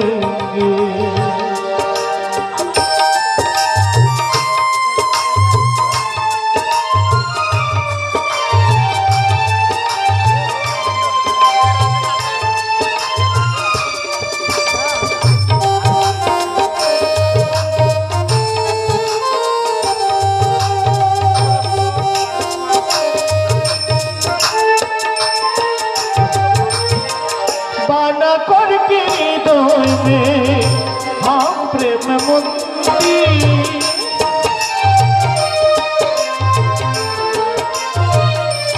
ओ बाना करके हृदय में हम प्रेम मंदिर, वही उनको झूला वही उनको झूला झूलया करेंगे कन्हैया कन्हैया पुकारा करेंगे कन्हैया कन्हैया पुकारा करेंगे। लताओं में ब्रज की लताओं में ब्रज की पूजा करेंगे कन्हैया कन्हैया पुकारा करेंगे कन्हैया कन्हैया पुकारा करेंगे। हरे कृष्णा कृष्ण कृष्ण हरे हरे हरे राम राम राम हरे हरे हरे कृष्ण कृष्ण कृष्ण हरे हरे हरे राम राम राम हरे हरे निताई गौर हरि बोल हरि बोल हरि बोल हरि बोल हरि बोल निताई गौर हरि बोल हरि बोल हरि बोल। बोलिए वैकुंठ बिहारी लाल की जय। আসুন। মহারাজ পরীক্ষিত প্রশ্ন করলেন, গুরুদেব এমন শুদ্ধ ভক্তকে কেন মা ভবানী অভিশাপ দিলেন? তার উত্তর দিতে গিয়ে মহামুনি সুখদেব গোস্বামী বললেন, মহারাজ এই সত্যযুগে এই শ্রেষ্ঠ কৃষ্ণ ভক্ত রাজা ছিলেন চিত্রকেতু মহারাজ। এই চিত্রকেতু মহারাজের 1 কোটি পত্নী ছিল। শুনেই কিন্তু প্রথমেই তাক লাগার কথা, কিন্তু একটাও সন্তান তার হয়নি। 1 কোটি পত্নী, হায় সর্বনাশ! 1 কোটি বিয়ে করতে কতদিন লাগে রে বাবা? হ্যাঁ, সত্যযুগে মানুষের আয়ু ছিল 1 লক্ষ বছর। 1 লক্ষ বছর আয়ু ঠিক আছে, তাই বলে কি 100 লাখে 1 কোটি? তাহলে কি প্রত্যেক বছর 100 করে বিয়ে করেছে? এরকম ব্যাপার? আর জন্ম থেকে মরণ পর্যন্ত বিয়ে করেছে নাকি? এরকম ব্যাপার হবে? তাহলে আসলে তা না। তাহলে 1 কোটি পত্নী, আমরা গতদিন শুনে নিয়েছি পত্নীকে বুদ্ধির ভূমিকায় তুলে ধরা হয়েছে ভাগবতে। এখন এই পত্নীকে যে বুদ্ধির ভূমিকায় এই চিত্রকেতু মহারাজ নামের ব্যুৎপত্তি করলেই বুঝতে পারবেন এই চিত্রকেতু মহারাজ কি। এই চিত্রকেতু আর চিত্রগুপ্ত এই কিন্তু একই ব্যুৎপত্তিগত অর্থ। তো চিত্রগুপ্ত মানে, চিত্রগুপ্ত কে? বলে যমরাজের হেড ক্লার্ক। কি কাজ তার? বলে এই যে জগতের জীবগুলো কায় মন বাক্যেতে যে পাপ আর পুণ্য সঞ্চয় করছে, এই পাপ পুণ্যগুলো লিখে রাখা, যথা সময়ে বিচার করে এদের পাপ পুণ্যের অনুরূপ শাস্তি কিংবা ভোগের ব্যবস্থা হবে। এই কাজ হচ্ছে চিত্রকেতু মহারাজের। আর কি বলে চিত্রগুপ্তের। আর চিত্রকেতু মহারাজ চিত্রকেতুকে না বিচিত্র বাসনাযুক্ত জীব, তার নাম হলো চিত্রকেতু। এই বিচিত্র বাসনারূপী যে জীব আত্মা, যার মধ্যে অনন্ত ভোগ ও বিষয়নী বুদ্ধিরূপী স্ত্রী, নিরন্তর নানান রকম ভোগ ও বৈচিত্র্য সম্পন্ন বুদ্ধি, যার মধ্যে যার হৃদয়তে জাগ্রত, এ হলো চিত্রকেতু মহারাজ। এরকম যে চিত্রকেতু মহারাজ, তার কোটি ভোগ বিষয়নী বুদ্ধি স্বরূপিণী পত্নী হলো বিচিত্র বাসনাযুক্ত জীবাত্মাই চিত্রকেতু। এখন এর কোনো সন্তান হয়নি, তার মানে কি, এর যে সত্যিকারের ভগবত ভক্তিরূপী যে সন্তান, এর কিন্তু কিচ্ছু ছিল না। তার মানে যে ভক্তি রূপিণী যে সন্তান, এই সন্তান লাভ করতে গেলে তার স্ত্রী সেই রকম বুদ্ধিমতী, অর্থাৎ স্ত্রীকে বুদ্ধির ভূমিকায় ভাগবতে তুলে ধরা হয়েছে। তা সেই বুদ্ধি স্বরূপিণী পত্নী, কুশল বুদ্ধির প্রতীক তিনি হলেন বেদোজ্জ্বলা বুদ্ধির প্রতীক, এমন পত্নী এর একটাও ছিল না। প্রধানা পত্নীর নাম ছিল কৃতদ্যুতি, তার মানে কৃতোজ্জ্বলা বুদ্ধি স্বরূপিণী পত্নী। ইহেন চিত্রকেতু মহারাজ এক সময় গুরুদেব অঙ্গিরা ঋষির চরণে প্রার্থনা শুরু করলেন, গুরুদেব, আপনি আপনার সাধন শক্তি বলে আমায় একটা পুত্র দান করুন। গুরুদেব ধ্যানস্থ হয়ে দেখলেন, এ বাবা, এই জন্ম কেন, আগামী 7 জন্ম এর কোনো সন্তান যোগ নেই। হে মহারাজ, আপনি ভগবানের বিধানকে মেনে নিন, আপনার জীবনে পরম কল্যাণ হবে। এই জগতে যদি পুত্র হয় তো এই জগতে সংসারী মানুষ মনে করে ভগবানের কৃপায় একটা ছেলে হয়েছে, তাই তো। আর যদি ছেলে না হয় তাহলে কি হবে? সন্তান যদি না হয়, ভাগবতের আচার্য বললেন, তাহলে ডবল কৃপা লাভ হয়েছে জানবেন। হ্যাঁ, সন্তান হলে সিঙ্গেল কৃপা, আর সন্তান যদি না হয় তাহলে জানবেন ভগবানের ডবল কৃপা। হ্যাঁ, সর্বনাশ, কি বলছেন মহারাজ? বলে হ্যাঁ, যদি সন্তান হলো তাহলে ভগবানের কৃপায় একটা বাচ্চা হয়েছে, এটা বলবেন আপনারা। আর আচার্য বললেন, যদি সন্তান না হয় তাহলে জানবেন ডবল কৃপা। বলে সে কেমন কথা? বলে যার সন্তান হলো না, তিনি ভগবানকে পুত্র বুদ্ধিতে সেবা করুন না কেন, 1,00,000 জন্মের সাধনার ফল 1 জন্মেতেই পাবেন। তার প্রমাণ দেখুন, এখনো সাক্ষাৎ গোপীনাথ তার বাবা গোবিন্দের শ্রাদ্ধ করছে গঙ্গা তীরে অগ্রদ্বীপে। সুতরাং এই যে গঙ্গা তীরে অগ্রদ্বীপে এই যে গোবিন্দের শ্রাদ্ধ করছে, এর কাহিনী আমি বলতে যাব না, তবে এখনো 1 মাস মেলা হয় এইখানে। ভগবান সেই দিন ওই তিথিতে ঠিক ভগবানকে বেশ পরানো হয়, ঠিক অসৌজ বেশ পরিয়ে ওই রকম পিতা গোবিন্দের শ্রাদ্ধ আজও করছেন মহাপ্রভুর পার্শ্বদ। এখনো 550 বছর ধরে এই শ্রাদ্ধ কার্য ভগবান করে যাচ্ছেন পিতা গোবিন্দের জন্য। সুতরাং ভক্তবৎসল ভগবানকে যদি কেউ পুত্র বুদ্ধিতে সেবা করে, তাহলে 1,00,000 জন্মের সাধনার ফল 1 জন্মেতেই লাভ হবে। আসুন, এইরকম যখন শুনিয়ে দিলেন তখন চিত্রকেতু মহারাজের মন তুষ্ট হলো না। কেন? বলে এ সাধু বাবারা এরা তো বিরক্ত সন্ন্যাসী, এরা সরল সংসার ধর্মের মধ্যে যে সুখ, যে আনন্দ এরা জানে না। এরা তো এই জ্ঞাননিষ্ঠ সন্ন্যাসী, এদের ত্যাগ বৈরাগ্যের জীবন, এ শুষ্ক কাষ্ঠ সদৃশ্য এদের জীবনের। সংসার ধর্মের বউ বাচ্চা নিয়ে যে সরস রসের আনন্দ এরা কি বুঝবে? এই জন্যে চিত্রকেতু মহারাজ এতে সন্তুষ্ট হলো না।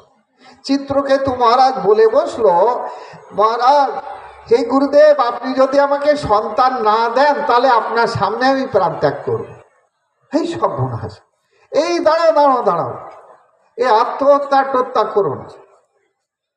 সন্তান দিচ্ছি, কিন্তু এই সন্তান থেকে অভিলাষিত সুখ শান্তি আনন্দ তুমি পাবে না।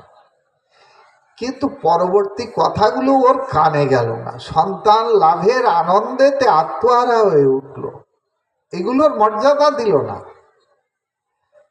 এই সন্তান থেকে অভিলাষিত সুখ শান্তি আনন্দ তুমি পাবে না, এই যখন শোনালো, চিত্রকেতু মহারাজকে এই চরু প্রস্তুত করে, যজ্ঞীয় চরু প্রস্তুত করে আহুতি দিয়ে এই চরু প্রধানা পত্নী কৃতদ্যুতিকে খাইয়ে দেয়া হলো।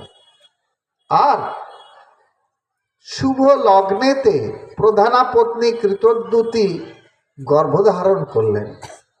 গর্ভধারণ যদি করলেন, রাজার মহা আনন্দ।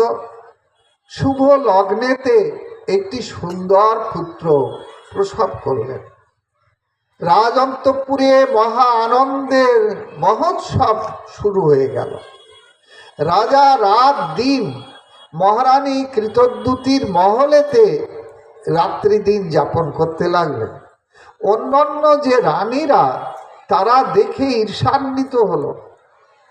রাজা আমাদের কারোর যখন পুত্র ছিল না তখন সকলের সঙ্গে সমব্যবহার করতেন, আর এখন আমাদেরকে দেখেও দেখে না আর শুনেও শোনে না। এই সমস্ত অনর্থের কারণ এই ছেলেটাই, সুতরাং ব্যবস্থা করতে হবে। এই অন্যান্য রানীরা যুক্তি করে মিলেমিশে এই দাসীর সঙ্গে যুক্তি করে দুধের সঙ্গে বিষ মাখিয়ে খাইয়ে ছেলেটাকে দিল মেরে। আর ছেলে যখন মরে গেল, এই তখন রাজা রানী এহেন পুত্র শোকে কাতর হয়ে ভূমিশয্যা গ্রহণ করলো। না, আর বাঁচতে চাই না। পুত্র ছিল না, দুঃখ ছিল, কিন্তু পেয়ে হারানোর দুঃখটা আরো প্রবল। তাই সেই পুত্র যখন মরেই গেল, তাহলে এই জীবনে আর বেঁচে থেকে লাভ কি? আর বাঁচতে চাই না, মরব। এই না সংকল্প করে রাজা রানী দুজনেই ভূমিশয্যা গ্রহণ করলো, না খেয়ে না দিয়ে পড়ে আছে। এই সংবাদ চলে গেল গুরুদেব অঙ্গিরা ঋষির কাছে। অঙ্গিরা ঋষি তখন শিষ্যের এহেন মরণ সংকট শুনে দ্রুত, এখন রাজা বলে কথা না, আর রাজার মতো শিষ্য যদি মারা যায় তাহলে পরে মহা লস হয়ে যাবে না। গুরুদেব তখন তাড়াতাড়ি আসছিল, আর পথিমধ্যে দেখা হয়েছে দেবর্ষি নারদের সঙ্গে।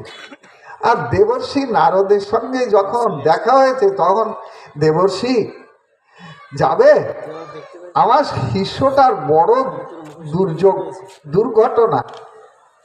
কি ব্যাপার না শুনে বললেন সমস্ত বৃত্তান্ত, এই ঘটনা। যাবে দেবর্ষি পাপ? দেবর্ষি নারদ শুনে বলল, হ্যাঁ যাব।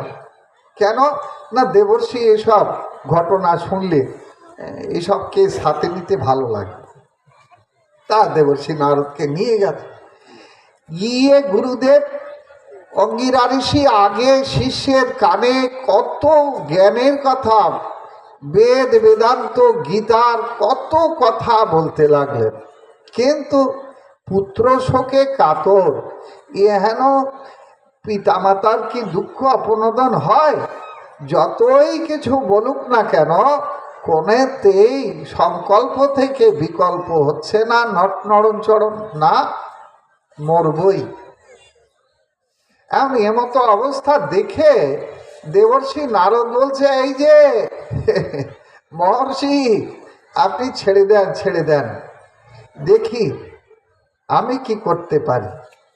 এখন দেবর্ষি নারদ এসেই না চিত্রকেতু মহারাজ আর রানী কৃতদ্যুতিকে বলছেন, এই যে মহারাজ, হে মহারানী, এই ছেলে বাঁচিয়ে দিচ্ছি, উঠুন উঠুন, তাড়াতাড়ি উঠুন। আর যেই না বলেছে ছেলে বাঁচিয়ে দিচ্ছি, আর সঙ্গে সঙ্গে ধুলো ঝেড়ে পেড়ে উঠে পড়েছে দুজন। কেন? ছেলে বেঁচে উঠবে, আর কোনো কথা আছে নাকি? তখন দেবর্ষি নারদ যোগ বলে ওই মৃতদেহের মধ্যে এই জীব আত্মাকে আকর্ষণ করলেন। ওহে রাজকুমার, আরে ওঠো ওঠো, জাগ্রত, মাতৃস্তন্য পান করে সকলের মুখে হাসি ফোটাও। কেন তুমি এইভাবে রাজ অন্তঃপুরে শোকের ছায়া নামিয়ে দিয়ে কেন অন্যত্র চলে গেছ? যোগ বলেতে যেই দেবর্ষি নারদ এহেন মৃত দেহের মধ্যে জীব আত্মাকে আকর্ষণ করলেন, এই তখন জীবাত্মা তো নড়ে চড়ে উঠেই আগেই দেবর্ষি নারদকে আক্রমণ। ওহে দেবর্ষি, আপনি জ্ঞানী হয়ে অজ্ঞানীর মতো কথা কেন বলছেন?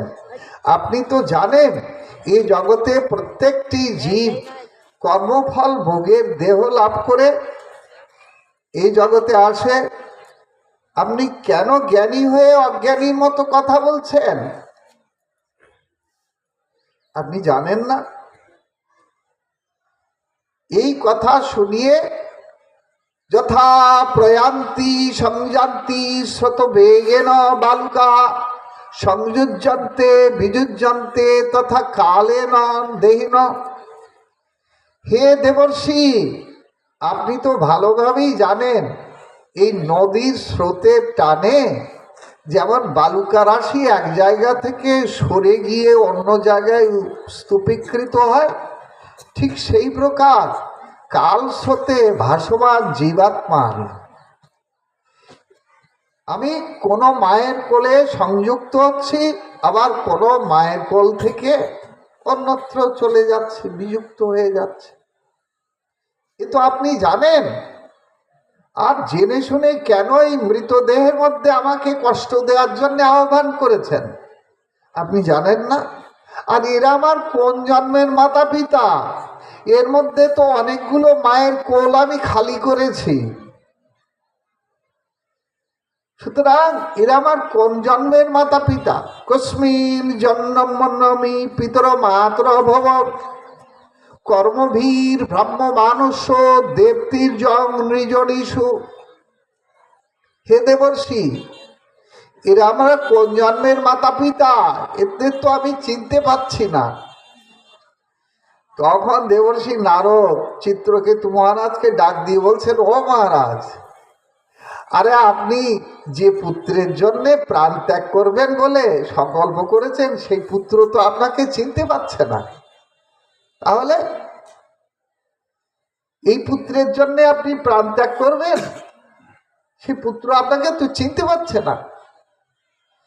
এই যখন বলা, এই তখন চিত্রকেতু মহারাজ আর রানী কৃতদ্যুতি মনে করছে যে সবে ঘুম থেকে উঠেছে, তো এই জন্যে বাচ্চা ছেলে এখন চিনতে পারছে না, একটু দেরি হলে চিনতে পারবে। তখন ওই মৃতদেহ আবার নড়ে চড়ে বলতে শুরু করেছে, ও মহারাজ, আরে শুনুন শুনুন, এ দেবর্ষি, এই রাজ দম্পতিকে শুনিয়ে দিন যে এ জগতে যে পিতা থাকে সামনের জন্মে সে পুত্র হয়, আবার এ জগতে যে বন্ধু থাকে সামনের জন্মে সে শত্রুও হতে পারে। এ জন্মে যে মধ্যস্থকারী থাকে সামনের জন্মে সে মিত্র বন্ধুও হতে পারে। এইভাবে জন্মের দ্বারা মানুষের সম্পর্কটা পাল্টাপাল্টি হয়ে যায়। বন্ধু জ্ঞাত্বই মধ্যস্থ মিত্রদাসীন বিদ্বিষ সর্ব এব হি সর্বেষাং ভবন্তি ক্রমসমিত। হে মহারাজ, এই জানিয়ে দিন এই রাজদম্পতিকে জন্মান্তরে এদের আমি শত্রু ছিলাম, সেই শত্রুর প্রতিশোধ নিতে আমি পুত্ররূপে জন্মগ্রহণ করেছি। ও মহারাজ শুনছেন, এই যে পুত্র জন্মান্তরে আপনাদের শত্রু ছিল, এই জন্যে পুত্র হয়ে জন্মে। হ্যাঁ, এই পুত্র জন্ম নেয় কিন্তু 4টি সংস্কারে, মনে রাখবেন। প্রথম কর্তব্যানুবন্ধী পুত্র, দ্বিতীয় ঋণানুবন্ধী পুত্র, চতুর্থ বৈরানুবন্ধী পুত্র, আর তৃতীয় বৈরানুবন্ধী পুত্র, আর চতুর্থ হল বৈষ্ণব পুত্র। সুতরাং 4 প্রকার সংস্কারের মধ্যে দিয়ে গৃহস্থ মানুষের জীবনে পুত্র কন্যা লাভ হয়, কিন্তু তন্মধ্যে কর্তব্যানুবন্ধী পুত্র হল সর্বশ্রেষ্ঠ। এই পুত্রই জগতে সকলের মঙ্গলপ্রদ বলে মনে হয়। কারণ এই পুত্র যদি কারোর জীবনে লাভ হয়, পিতামাতাকে আর কোনো কষ্ট করতে হয় না। কিন্তু এইরকম পুত্র লাভ হয় কোন সংস্কারের মধ্যে দিয়ে তা কি জানেন? যেমন এমন পুত্রবধূ এসে উপস্থিত হলো, পিতামাতাকে আর কোনো রকম কষ্টই করতে দেয় না ছেলে বৌমা। যখন যেটা লাগবে ঠিক তখন সেইটা এনে শ্বশুর শাশুড়িকে পিতামাতাকে সেবা করে পরমানন্দে রেখেছে। এরকম ছেলে বৌমা কোথা থেকে লাভ হয় জানবেন? এরা হলো কর্তব্যানুবন্ধী পুত্রবধূ। তার মানে আপনার বাবা মাকে যদি আপনি যথার্থ সেবা যত্ন করেন, বৃদ্ধ বয়সে শ্বশুর শাশুড়িকে যদি আপনি সেবা করেন, তাহলে আপনার পুত্রবধূ কিন্তু আপনাকেও ঠিক ওই প্রকারে সন্তানবৎ লালন পালন করবে। এই সংস্কারের মধ্যে দিয়ে যে পুত্রবধূ আসে জীবনে, এরা কিন্তু কর্তব্যানুবন্ধী পুত্র। ঋণানুবন্ধী পুত্র, বৈরানুবন্ধী পুত্র, এ ভয়ঙ্কর পুত্র। কিন্তু বৈরানুবন্ধী মানে শত্রুতা করবে। বুদ্ধিজ্ঞান হওয়ার থেকেই মা বাবা যদি ভালো কথা বলে, উল্টে 10 কথা শুনিয়ে দেয়। এরকম ছেলে যাদের কপালে আছে তাদের পারমার্থিক কল্যাণ হয়। কেন? এইরকম পুত্র হয়েছিল যাদের ভাগবতের আচার্য সেখানে বর্ণনা দিয়েছেন। কদপত্যং বরং মন্যে সদপত্যাৎ শুচাং পদাৎ নির্বেদ্যে তো গৃহন্মত্ত যৎ ক্লেশ নিবহা গৃহা। তার মানে এই রকম পুত্র পরমার্থ কল্যাণপ্রদ পুত্র। কেন? বলে যারা সংসার বিষয়েতে অত্যাসক্ত, তাদের কপালে যদি এই রকম বউ আর ছেলে জোটে, তাহলে কি হবে? রাত দিন বাবা মাকে আচ্ছা করে সাইজ করবে, তার মানে গালাগালি মারধরও করবে। আর এহেন বাপ মা যদি একবার কোনো রকমে বলে যে তোর মতো ছেলে বৌমা মুখ দেখতে চাই না, এই চললাম বৃন্দাবনে, আর ফিরব না, তাহলেও অন্তত গোবিন্দের চরণ দর্শনে সৌভাগ্য হবে এদের। কাদের? না যারা সংসার বিষয়েতে অত্যাসক্ত। এদের কপালে যদি এই রকম ছেলে বৌমা জোটে, রাত দিন গালাগালি দেবে, মারধর করবে। রেগে গিয়ে যদি বলে যে তোদের মতো ছেলে বৌমার আর মুখ দেখতে চাই না, তোদের হাতের জল আর খাবো না, চললাম বৃন্দাবন, তাও তাদের কল্যাণ হবে। বুঝতে পারছেন? আর যদি ভালো অনুকূল পুত্র জোটে, বৌমা যদি, বাবা এমন স্বর্গের সংসার, এমন সুখ ছেড়ে আমি আবার কোন বৃন্দাবনে যাব? এই তো আমার স্বর্গ। কোথায়? বলে এই নাতি নাতনি, এই ছেলে বৌমা, আহা হা, আমার জন্যে কত ব্যবস্থা করেছে দেখো। তাই তো সংসার বন্ধনের কারণ হয়ে যায় তাদের জীবন। আসুন, এই চিত্রকেতু উপাখ্যানেতে এইটাই শিক্ষা দিয়েছেন কি না, সেই চিত্রকেতু মহারাজ যখন এইটা শুনলেন যে মহারাজ এই জন্মান্তরে আপনাদের শত্রু ছিল, আর শোনার সাথে সাথেই দেবর্ষি নারদকে বলছে, দেবর্ষি এই চাই না, এই পুত্র চাই না। এই জন্মান্তরে শত্রু ছিল, এই শত্রুতার প্রতিশোধ নেওয়ার জন্য পুত্র রূপে এসেছে, বাবা এরকম পুত্র চাই না। আর যেই না বলা, দেবর্ষি নারদ তো এই অপেক্ষায় ছিলেন, সঙ্গে সঙ্গে তাকে যোগ মুক্ত করে দিয়ে জীবাত্মাকে ছেড়ে দিলেন। এইবার দেবর্ষি নারদ দিয়ে দিলেন দিব্য অনন্ত দেবের মন্ত্র, অর্থাৎ দীক্ষা মন্ত্র, যে মন্ত্রের মধ্যে এমন শক্তি ছিল যে চিত্রকেতু মহারাজ এই সপ্তাহকাল এই একনিষ্ঠ ভক্তির মধ্যে দিয়ে মন্ত্রের জপ তপ করার ফলে দিব্য বিমান লাভ করলেন। যে দিব্য বিমানে আরোহণ করে দিব্য দিব্য লোকেতে ভ্রমণ করতে লাগলেন চিত্রকেতু মহারাজ। আর এই রকম দিব্য বিমানে ভ্রমণ করতে করতে না, এক সময় চিত্রকেতু মহারাজ গিয়ে উপস্থিত হলেন কৈলাসে। কৈলাসে গিয়ে একটা অদ্ভুত দৃশ্য দেখলেন। কি না, দেবাদিদেব মহাদেব তার অনুচরদের, সমস্ত শিষ্য সাধু সন্তদের উপদেশ দিচ্ছেন।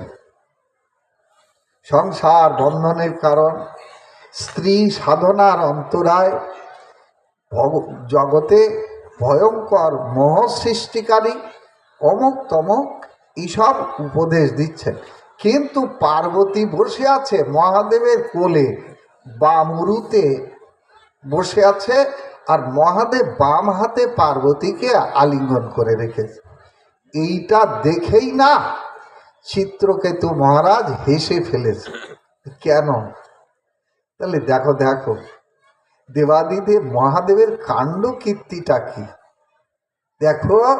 নিজের স্ত্রীকে কোলে বসিয়ে বাম হাতে আলিঙ্গন করে রেখেছে, আর শিষ্যদের উপদেশ দিচ্ছে যে স্ত্রী সংসারে ভয়ঙ্কর মোহ সৃষ্টিকারী, সাধনার অন্তরায়, বন্ধনের কারণ, ইত্যাদি ইত্যাদি। অথচ নিজের স্ত্রীকে কোলে জড়িয়ে বসে আছে।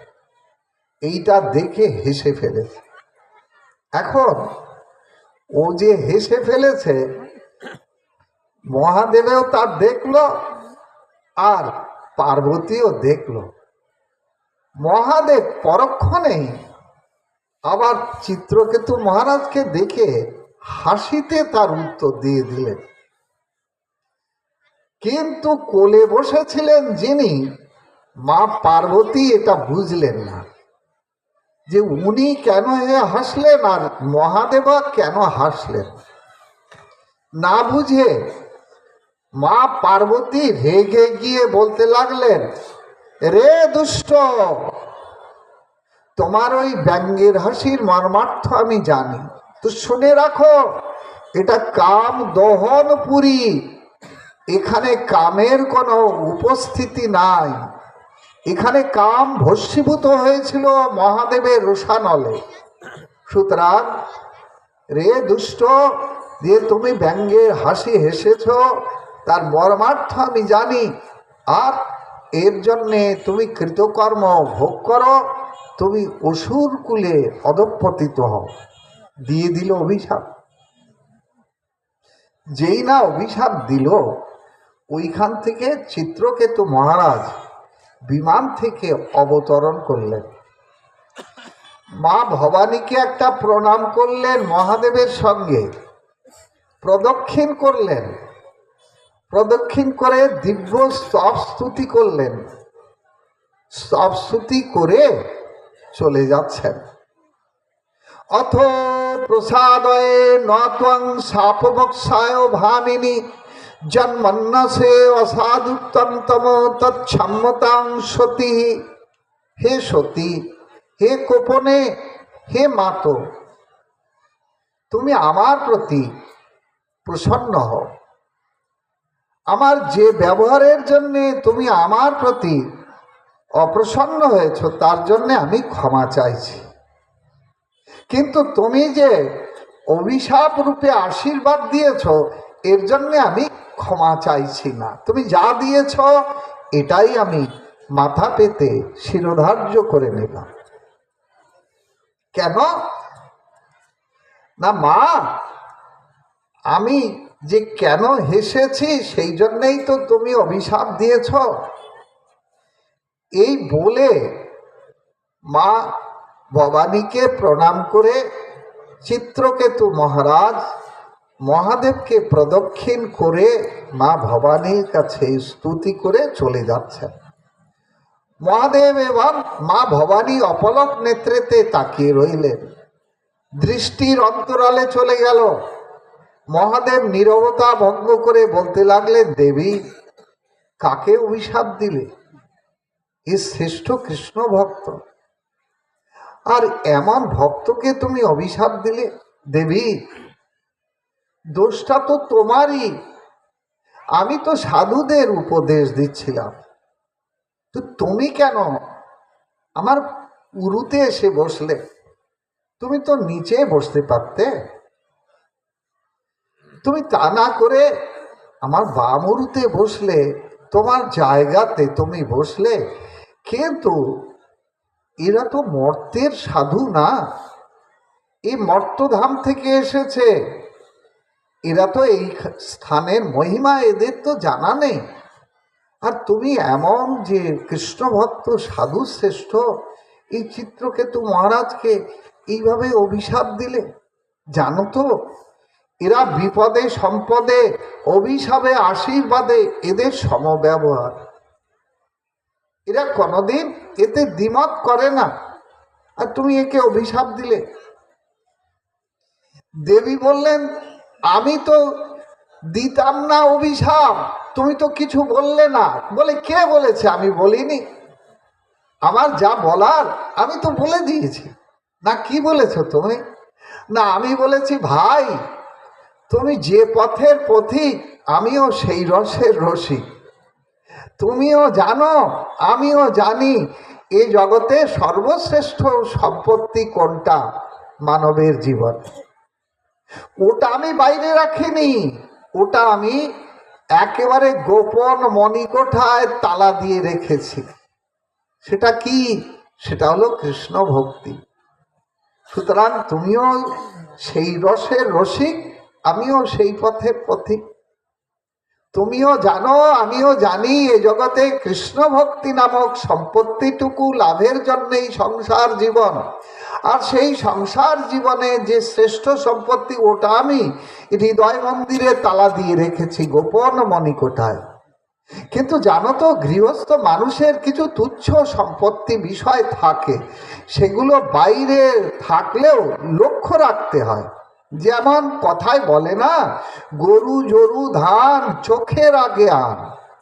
তার মানে দোয়া গাইটা যদি থাকে, যেমন তেমন ছেড়ে দিও না, দিলে কিন্তু অপরে দুধ দুইয়ে খেয়ে নেবে। আবার যদি ধান পানগুলো থাকে না, তাহলে অযত্নে ফেলে রেখো না, একটু নজরে রেখো। কেন না কখন ছাগল গরু পাখি পক্ষলে নষ্ট করে দেবে।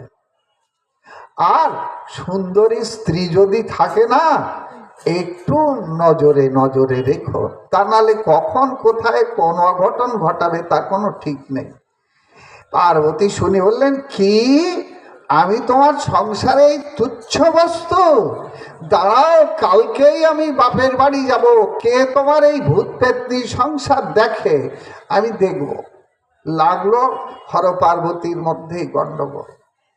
সেই চিত্রকেতু মহারাজ মা ভবানীর অভিশাপ রূপী আশীর্বাদকে নিয়ে আজকে তষ্ঠার যজ্ঞকুণ্ড থেকে আবির্ভূত হয়েছে মহারাজ, এ কোনো সাধারণ অসুর নয়, এই জন্মান্তরে শ্রেষ্ঠ কৃষ্ণ ভক্ত।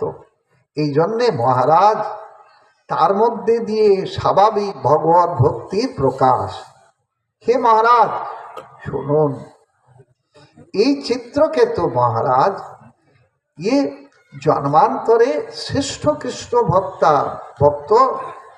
ইয়ে চিত্রকেতু মহারাজের সাধন শক্তি অপার। এই শিক্ষার মধ্যে দিয়ে, এই উপাখ্যানের মধ্যে দিয়ে কি শিক্ষা দিয়েছেন না, ভক্তের জীবনে যদি কোনো বিঘ্ন এসে উপস্থিত হয় তাহলে সে অভিশাপরূপ আশীর্বাদকে পাথেয় করে এক জন্মের সাধনায় আজকে ভগবানের চরণে পৌঁছতে পারে।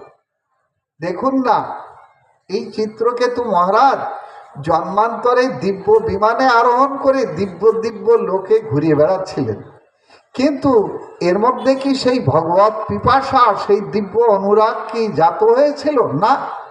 আজকে বেত্রাসুরের দেহ লাভ করে এই যে কাতর প্রার্থনা ভগবানের চরণে জানাচ্ছেন কি, এ ভগবান তোমার বিরহে যেন আমি একটু অশ্রু বিসর্জন করতে পারি। কে পারে এইটা? এই জগতে কোনো সাধারণ সাধকের এই ব্যবহার না। ভগবানের কাছে সর্বকালেতে এই জগতের কল্যাণকামী মানব সমাজ বিষয় বৈভব চায়, সুখ শান্তি আনন্দ বিষয় দাও, বৈভব দাও, ভগবান তাই দিয়ে যায়। কিন্তু কে চায় ভগবানের চরণে এই শুদ্ধ ভক্তি জনিত বিরহ দুঃখ? একমাত্র শুদ্ধ ভক্ত ছাড়া অন্য কেউ চায় না।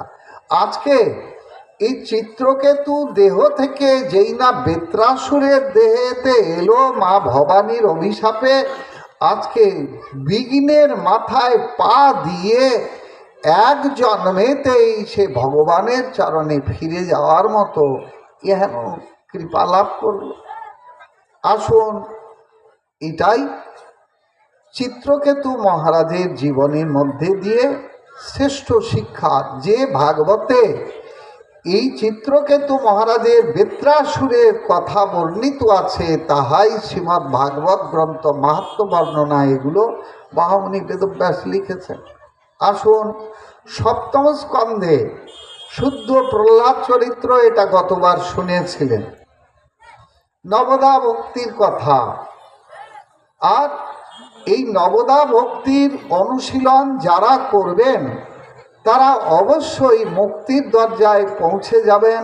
এই কারণে আমরা অষ্টম স্কন্ধে মুক্তি প্রকরণ, গজেন্দ্র মক্ষণ লীলা প্রথম আর দ্বিতীয় মুক্তি যদি লাভ হয় তবে সে ভক্তি অমৃত লাভের অধিকারী হয়। আমরা চৈতন্য চরিতামৃতের সিদ্ধান্তে শুনে নিয়েছি, অগ্রে হয় মুক্তি, তবে সর্বকর্মবন্ধ নাশ, তবে সে হইতে পারে শ্রীকৃষ্ণের দাস। হ্যাঁ, মাঝখানে একটি কথা আমার মনে পড়ে যাচ্ছে, এদিক ওদিক তাকিয়ে একটা চিঠি এসেছে, কিন্তু এটা বিতর্কমূলক চিঠি, মনে কিছু করবেন না। আমাকে উত্তর দিতে বলা হয়েছে, চিঠি বক্তাও আছে, জিজ্ঞাসা যার শিবপদ বিশ্বাস, হোসেনপুর। এই চিঠিতে কিছু বিতর্কিত বিষয় কিন্তু প্রশ্নরূপে রাখা হয়েছে। দেখুন, এর সহজ উত্তর আপনারা একটুখানি শুনে নিন, মহারাজ অপরাধ নেবেন না। এই কলিযুগে এক সঙ্গ হরিচাঁদ ঠাকুর কে আসল ভগবান বলে প্রচার করছে তার অনুগামীরা। আবার তারা বলছেন সব কিছু খাও দাও আর মুখে হরি বলো, বলো ভাই। এটা কতটা ঠিক বিচার? আবার এক সঙ্গ আছে অনুকূল ঠাকুর সঙ্গ, সৎসঙ্গ বলে, তারা বলছেন আসল পুরুষোত্তম হলো আমাদের ঠাকুর, মহারাজ, এই যে নিষ্ঠাযুক্ত অনুকূল ঠাকুরকে ভগবান বলে মানছেন তারা, এটা কতটা যুক্তিযুক্ত? আর আমরা কৃষ্ণ ভক্তগণ পড়ে আছি দ্বিধাদ্বন্দ্বে।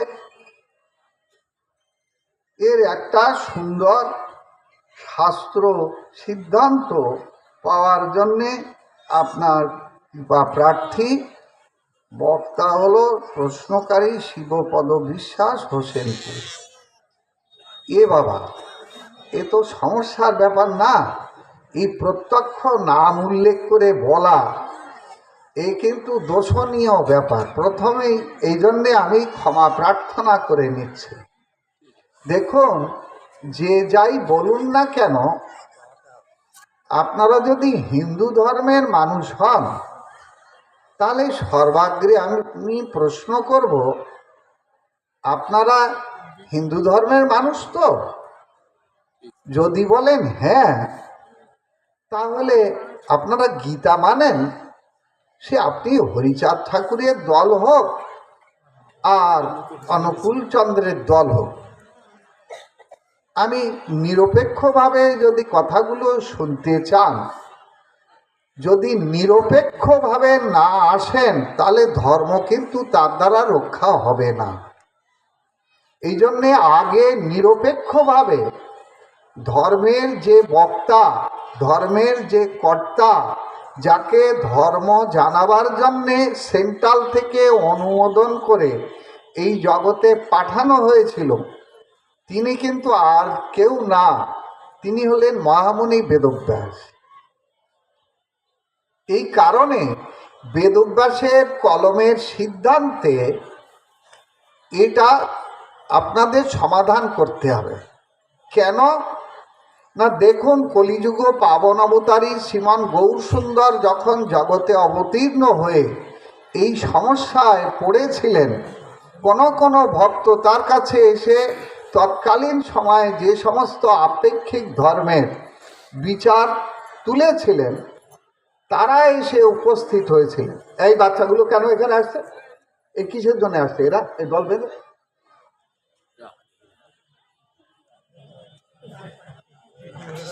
এখন তারা কিন্তু এই সমস্যার সমাধান করবার জন্য মহাপ্রভুর কাছে গিয়েছিলেন। আর মহাপ্রভু এই কারণে চৈতন্য চরিতামৃতের মধ্যলীলায় অষ্টম অধ্যায়ে রায় রামানন্দ সংবাদ নামে এই সিদ্ধান্ত কথাগুলো শুনিয়ে গেছে। প্রথমেই যখন রায় রামানন্দের সঙ্গে এই সাধ্য সাধন তত্ত্বের বিচার শুরু হলো, শুরুতেই কি বলছেন? প্রভু কহে পড়ো শ্লোক সাধ্যের নির্ণয়, রায় কহে স্বধর্ম আচরণে বিষ্ণু ভক্তি হয়। বিচারকে লক্ষ্য রাখবেন। প্রভু কহে পড়ো শ্লোক, তার মানেটা কি? তুমি যেটা বলবে এটাই সাধ্য, এটাই সাধন। এই যে তোমার কথা যেটা তুমি সিদ্ধান্ত রূপে শোনাবে, এটা কিন্তু তোমার মনোকল্পিত কথা আমি শুনতে চাই না।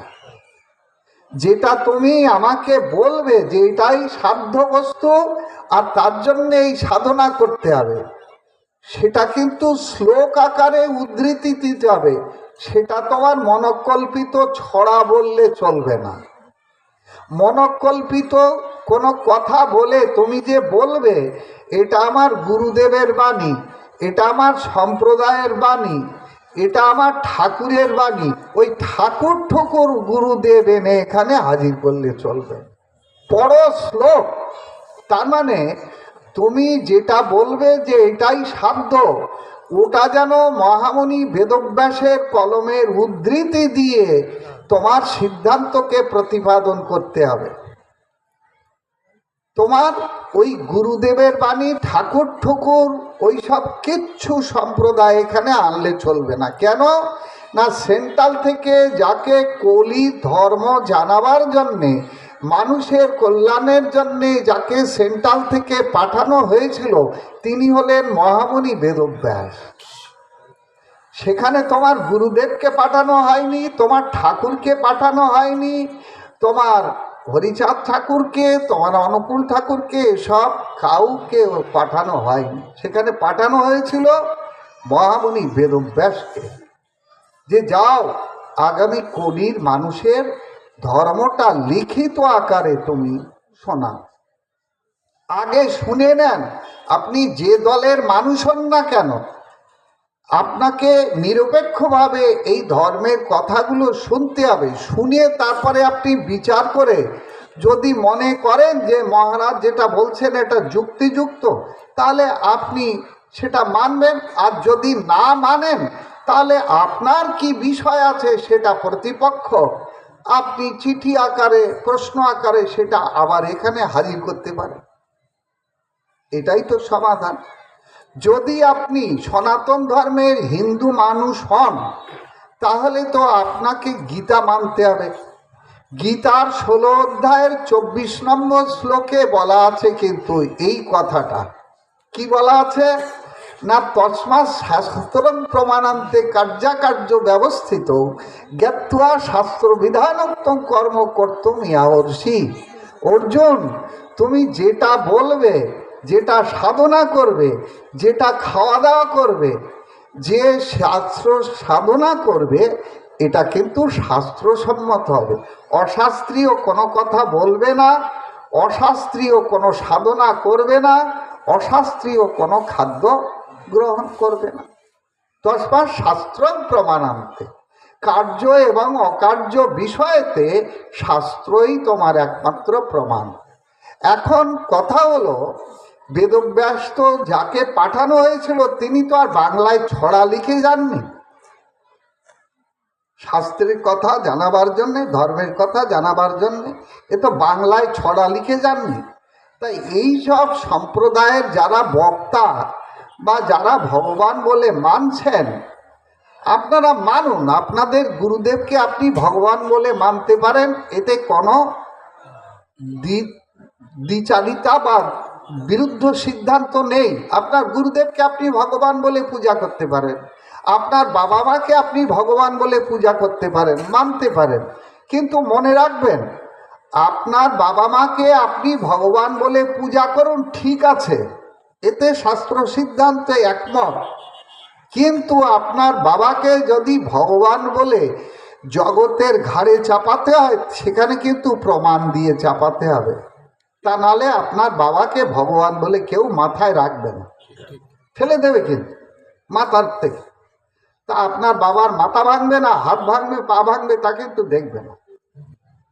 কারণ আপনি ভগবান বলে যদি জগতের ঘাড়ে চাপাতে যান, তাহলে আপনাকে শাস্ত্রে প্রমাণ দিয়ে চাপাতে হবে যে আমার ভগবান, আমার বাবা ভগবান, আমার ঠাকুর ভগবান, তোরা মাথায় রাখ। কেন রাখবি? আমার বাবা তো ভগবান। আর সেই প্রমাণটা কিন্তু বেদব্যাসের কলমের থেকে আসতে হবে। এই জন্যে মহাপ্রভু শুনিয়ে দিলেন, প্রথমেই শুনিয়ে দিলেন, হে রামানন্দ ঠাকুর, পড়ো শ্লোক সাধ্যের নির্ণয়।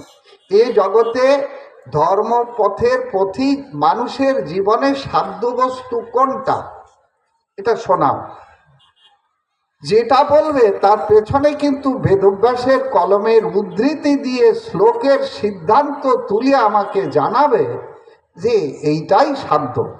যেই না এই কথা শোনালেন, তখন প্রথমেই বলছেন, প্রভু কয়ে পড়ো শ্লোক সাধ্যের নির্ণয়, রায় কয়ে স্বধর্ম আচরণে বিষ্ণু ভক্তি হয়। বলো বলো, এর পেছনে বেদব্যাসের কলমের কি উদ্ধৃতি আছে, কি সিদ্ধান্ত শ্লোক আছে বলো। তখন সঙ্গে সঙ্গে রায় রামানন্দ বিষ্ণু পুরাণের একটি শ্লোক ওখানে উদ্ধৃতি দিয়েছে, দেখবেন। বর্ণাশ্রম চারবতা পুরুষেন পরপুমান বিষ্ণুর আরাধ্যতে পন্থা নান্যতত্ত্বস কারণম। এই শ্লোকের উদ্ধৃতি মহাপ্রভু শুনে, প্রভু কয়ে ইয় বাহ্য আগে কভার, রায় কয়ে কৃষ্ণে কর্মার্পণ, এই সাধ্য সার। যা কিছু করবে সাধনা, খাওয়া দাওয়া, সমস্ত সব কৃষ্ণেতে সমর্পণ করো। এটাই হলো শ্রেষ্ঠ সাধ্য। বলো বলো, এর পেছনে তোমার বেদব্যাসের কলমের কি উদ্ধৃতি আছে? সঙ্গে সঙ্গে রায় রামানন্দ ঠাকুর বললেন, কেন প্রভু? ওই যে গীতাতে তুমি শুনিয়ে দিয়েছ, যৎ করসি যদস্নাসি যজ্জহসি দদাসি যৎ তপস্যসি কৌত্য তৎকুরুষ্ব মদর্পণম। এই তো বলে দিয়েছ তুমি। যা খাবে দাবে, যা সাধনা করবে, সব গোবিন্দের চরণে তুমি সমর্পণ করবে। আপনারাও তাই করেন। আপনাদের বাড়িতে যখন নারায়ণ পূজা করতে যায় বামন, তখন এই মন্ত্রটা তো শেষকালে পড়ায়, ভক্তিহীনং জ্ঞানহীনং যৎ পূজিতং মায়াদেব তৎসর্বং কুরুষ্ব। কৃষ্ণের চরণে সমর্পণ করেন, বামনে মন্ত্র পড়ে। কিন্তু করেন আপনারা। সুতরাং যা খাবে দাবে, যা সাধনা করবে, সব কৃষ্ণের চরণে। প্রভু মহাপ্রভু শুনিয়ে বললেন, প্রভু কয়ে এই বাহ্য আগে কহার, রায় কয়ে স্বধর্ম ত্যাগ এই সাধ্য সার। আচ্ছা, স্বধর্ম ত্যাগ করলাই এটাই সাধ্য সার? বলো, এর পেছনে বেদব্যাসের কলমের কি সিদ্ধান্ত বলো? সঙ্গে সঙ্গে রায় রামানন্দ গীতার চরম শ্লোকের উদ্ধৃতি দিলেন, আর পুরাণের থেকে একটা উদ্ধৃতি দিলেন। গীতার চরম শ্লোক, সর্বধর্মান পরিত্যজ্য মামেকং শরণং ব্রজ অহং ত্বং সর্বপাপেভ্যো মোক্ষয়িষ্যামি। এইভাবে একটার পরে একটা সব চলেছে। সুতরাং বেদব্যাসের কলমের উদ্ধৃতি ছাড়া ধর্মের কথা, অন্য কারুর মনকল্পিত কথা আমরা শুনব না। যদি শাস্ত্রের সিদ্ধান্ত চান, তাহলে পরে আপনি যদি সনাতন হিন্দু ধর্মের মানুষ হন, তাহলে পরে আপনার প্রধান শাস্ত্র কিন্তু আপনার হাতের কাছে ছোট্ট একটি গীতা প্রথম। কারণ ওখানেই ভগবান সনাতন বাণীতে শুনিয়ে দিয়েছেন, অর্জুন তুমি যা করবে, যা সাধনা করবে, যা খাওয়া দাওয়া করবে, যা বলবে, এগুলো শাস্ত্রসম্মত হবে। অশাস্ত্রীয় কোনো কথা বলো না, অশাস্ত্রীয় কোনো সাধনা করো না, অশাস্ত্রীয় কোনো খাদ্য গ্রহণ করো না। সুতরাং আপনি যদি বলেন যে আপনার ঠাকুর অবতার ভগবান, তাহলে বলুন কোন শাস্ত্রেতে এর উল্লেখ আছে? বেদব্যাসের কলমের যদি উল্লেখ থাকে যে অমুক শাস্ত্রে আমার ঠাকুরকে, এ হরিচাঁদ গুরুচাঁদ ঠাকুরকে অবতার বলা হয়েছে, মহারাজ আপনি কেন মানবেন না? আপনি যদি অনুকূল ঠাকুরকে আপনি পুরুষোত্তম মানেন, তাহলে আপনি যদি সনাতন হিন্দু ধর্মের মানুষ হন, তাহলে আপনাকে আমি প্রশ্ন করব যে কোন শাস্ত্রেতে বেদব্যাসের কলমের উদ্ধৃতি আছে যে ঠাকুর অনুকূল এই কলিকালে অবতার? বলুন। যদি আপনি দেখাতে পারেন কোন শাস্ত্রে বলা আছে যে রামকৃষ্ণ ঠাকুর অবতার। রামকৃষ্ণ মিশনে আমিও যাই, সেখানে খুব ভালো করে পাঠটা শুনিয়ে, ওহ মহারাজ, হ্যাঁ আপনি আমাদের এখানে সপ্তাহে একদিন কিংবা দুদিন, মহারাজ মাসে অন্তত 2 দিন আমাদের এখানে পাঠ করুন। এই বলে টোলে সব শ্রুতি করে টোলে তারপরে কাছে এসে বলে, আর একজন এসে বলে, মহারাজ আমাদের রামকৃষ্ণদেব অবতার ভগবানের আপনি মানেন? এই সর্বনাশ করেছে, এইবার তো বিপদ ঘাড়ে চেপে। হ্যাঁ, এই রামকৃষ্ণদেব যে ভগবানের অবতার এটা মানেন? আমি তখন বিপদ বুঝে বলি, আচ্ছা আপনারা গীতা মানেন? তখন বলে, হ্যাঁ গীতা মানবো না, আমাদের এখানে তো গীতা যজ্ঞ হয়। তাই গীতা যজ্ঞ যদি হয় তাহলে গীতা 700 শ্লোক উচ্চারণ করে আপনারা আহুতি দেন তো? বলে হ্যাঁ হ্যাঁ দিই। আচ্ছা দেখুন তো এই 16 অধ্যায়ের এই 24 নম্বর শ্লোকটা দেখুন তো, এটা উচ্চারণ করেন? তা হ্যাঁ, তো করি তো। তস্মাৎ শাস্ত্রম প্রমাণান্তে কার্যাকার্য ব্যবস্থিত। এই শ্লোকের বাংলাটা কি বলা আছে বলুন তো দেখি। পড়ুন, আপনি পড়ুন, পড়ে টড়ে জানুন। তাই এই শাস্ত্র প্রমাণ, এটা তো আপনি বুঝতে পারছেন। তা কোন শাস্ত্রে কি বলা আছে যে রামকৃষ্ণ ঠাকুর অবতার? তাহলে আমি কেন, আমার 14 গোষ্ঠী মানবে? আর যদি না থাকে তাহলে আমি কি করে মানি বলুন তো দেখি। হ্যাঁ, এইরকম বিপদ মাঝে মাঝে আমাদের ঘাড়ে চাপে। কিন্তু মনে রাখবেন একটা কথা, আপনার গুরুদেবকে, আপনার পিতামাতাকে আপনি ভগবান বলে পূজা করতে পারেন, এতে কোনো শাস্ত্র বিরুদ্ধ সিদ্ধান্ত নয়। কিন্তু যখন আপনি জগতের ঘাড়ে চাপাতে যাবেন ভগবান বলে, তখন কিন্তু শাস্ত্রের প্রমাণ দিয়ে জগতের মানুষের ঘাড়ে চাপাতে হবে, তা নাহলে হবে। যদি এটা শুনে আপনাদের পছন্দ হয়, যুক্তিযুক্ত বলে মনে হয়, তাহলে আপনি এটা মানুন। এটা নীরবের কথা, এটা ঝগড়ার কথা না, দ্বন্দ্বের কথা না। আর যদি আপনি মনে করেন না, কাঁদবা দিয়ে ঠেলতে চান, তাহলে কিন্তু জগতের মানুষ সরিয়ে আসুন, এগিয়ে যান। কিন্তু ছোট্ট একটা কীর্তন শুনুন। কৃপার ঠাকুর গৌর গৌর হরি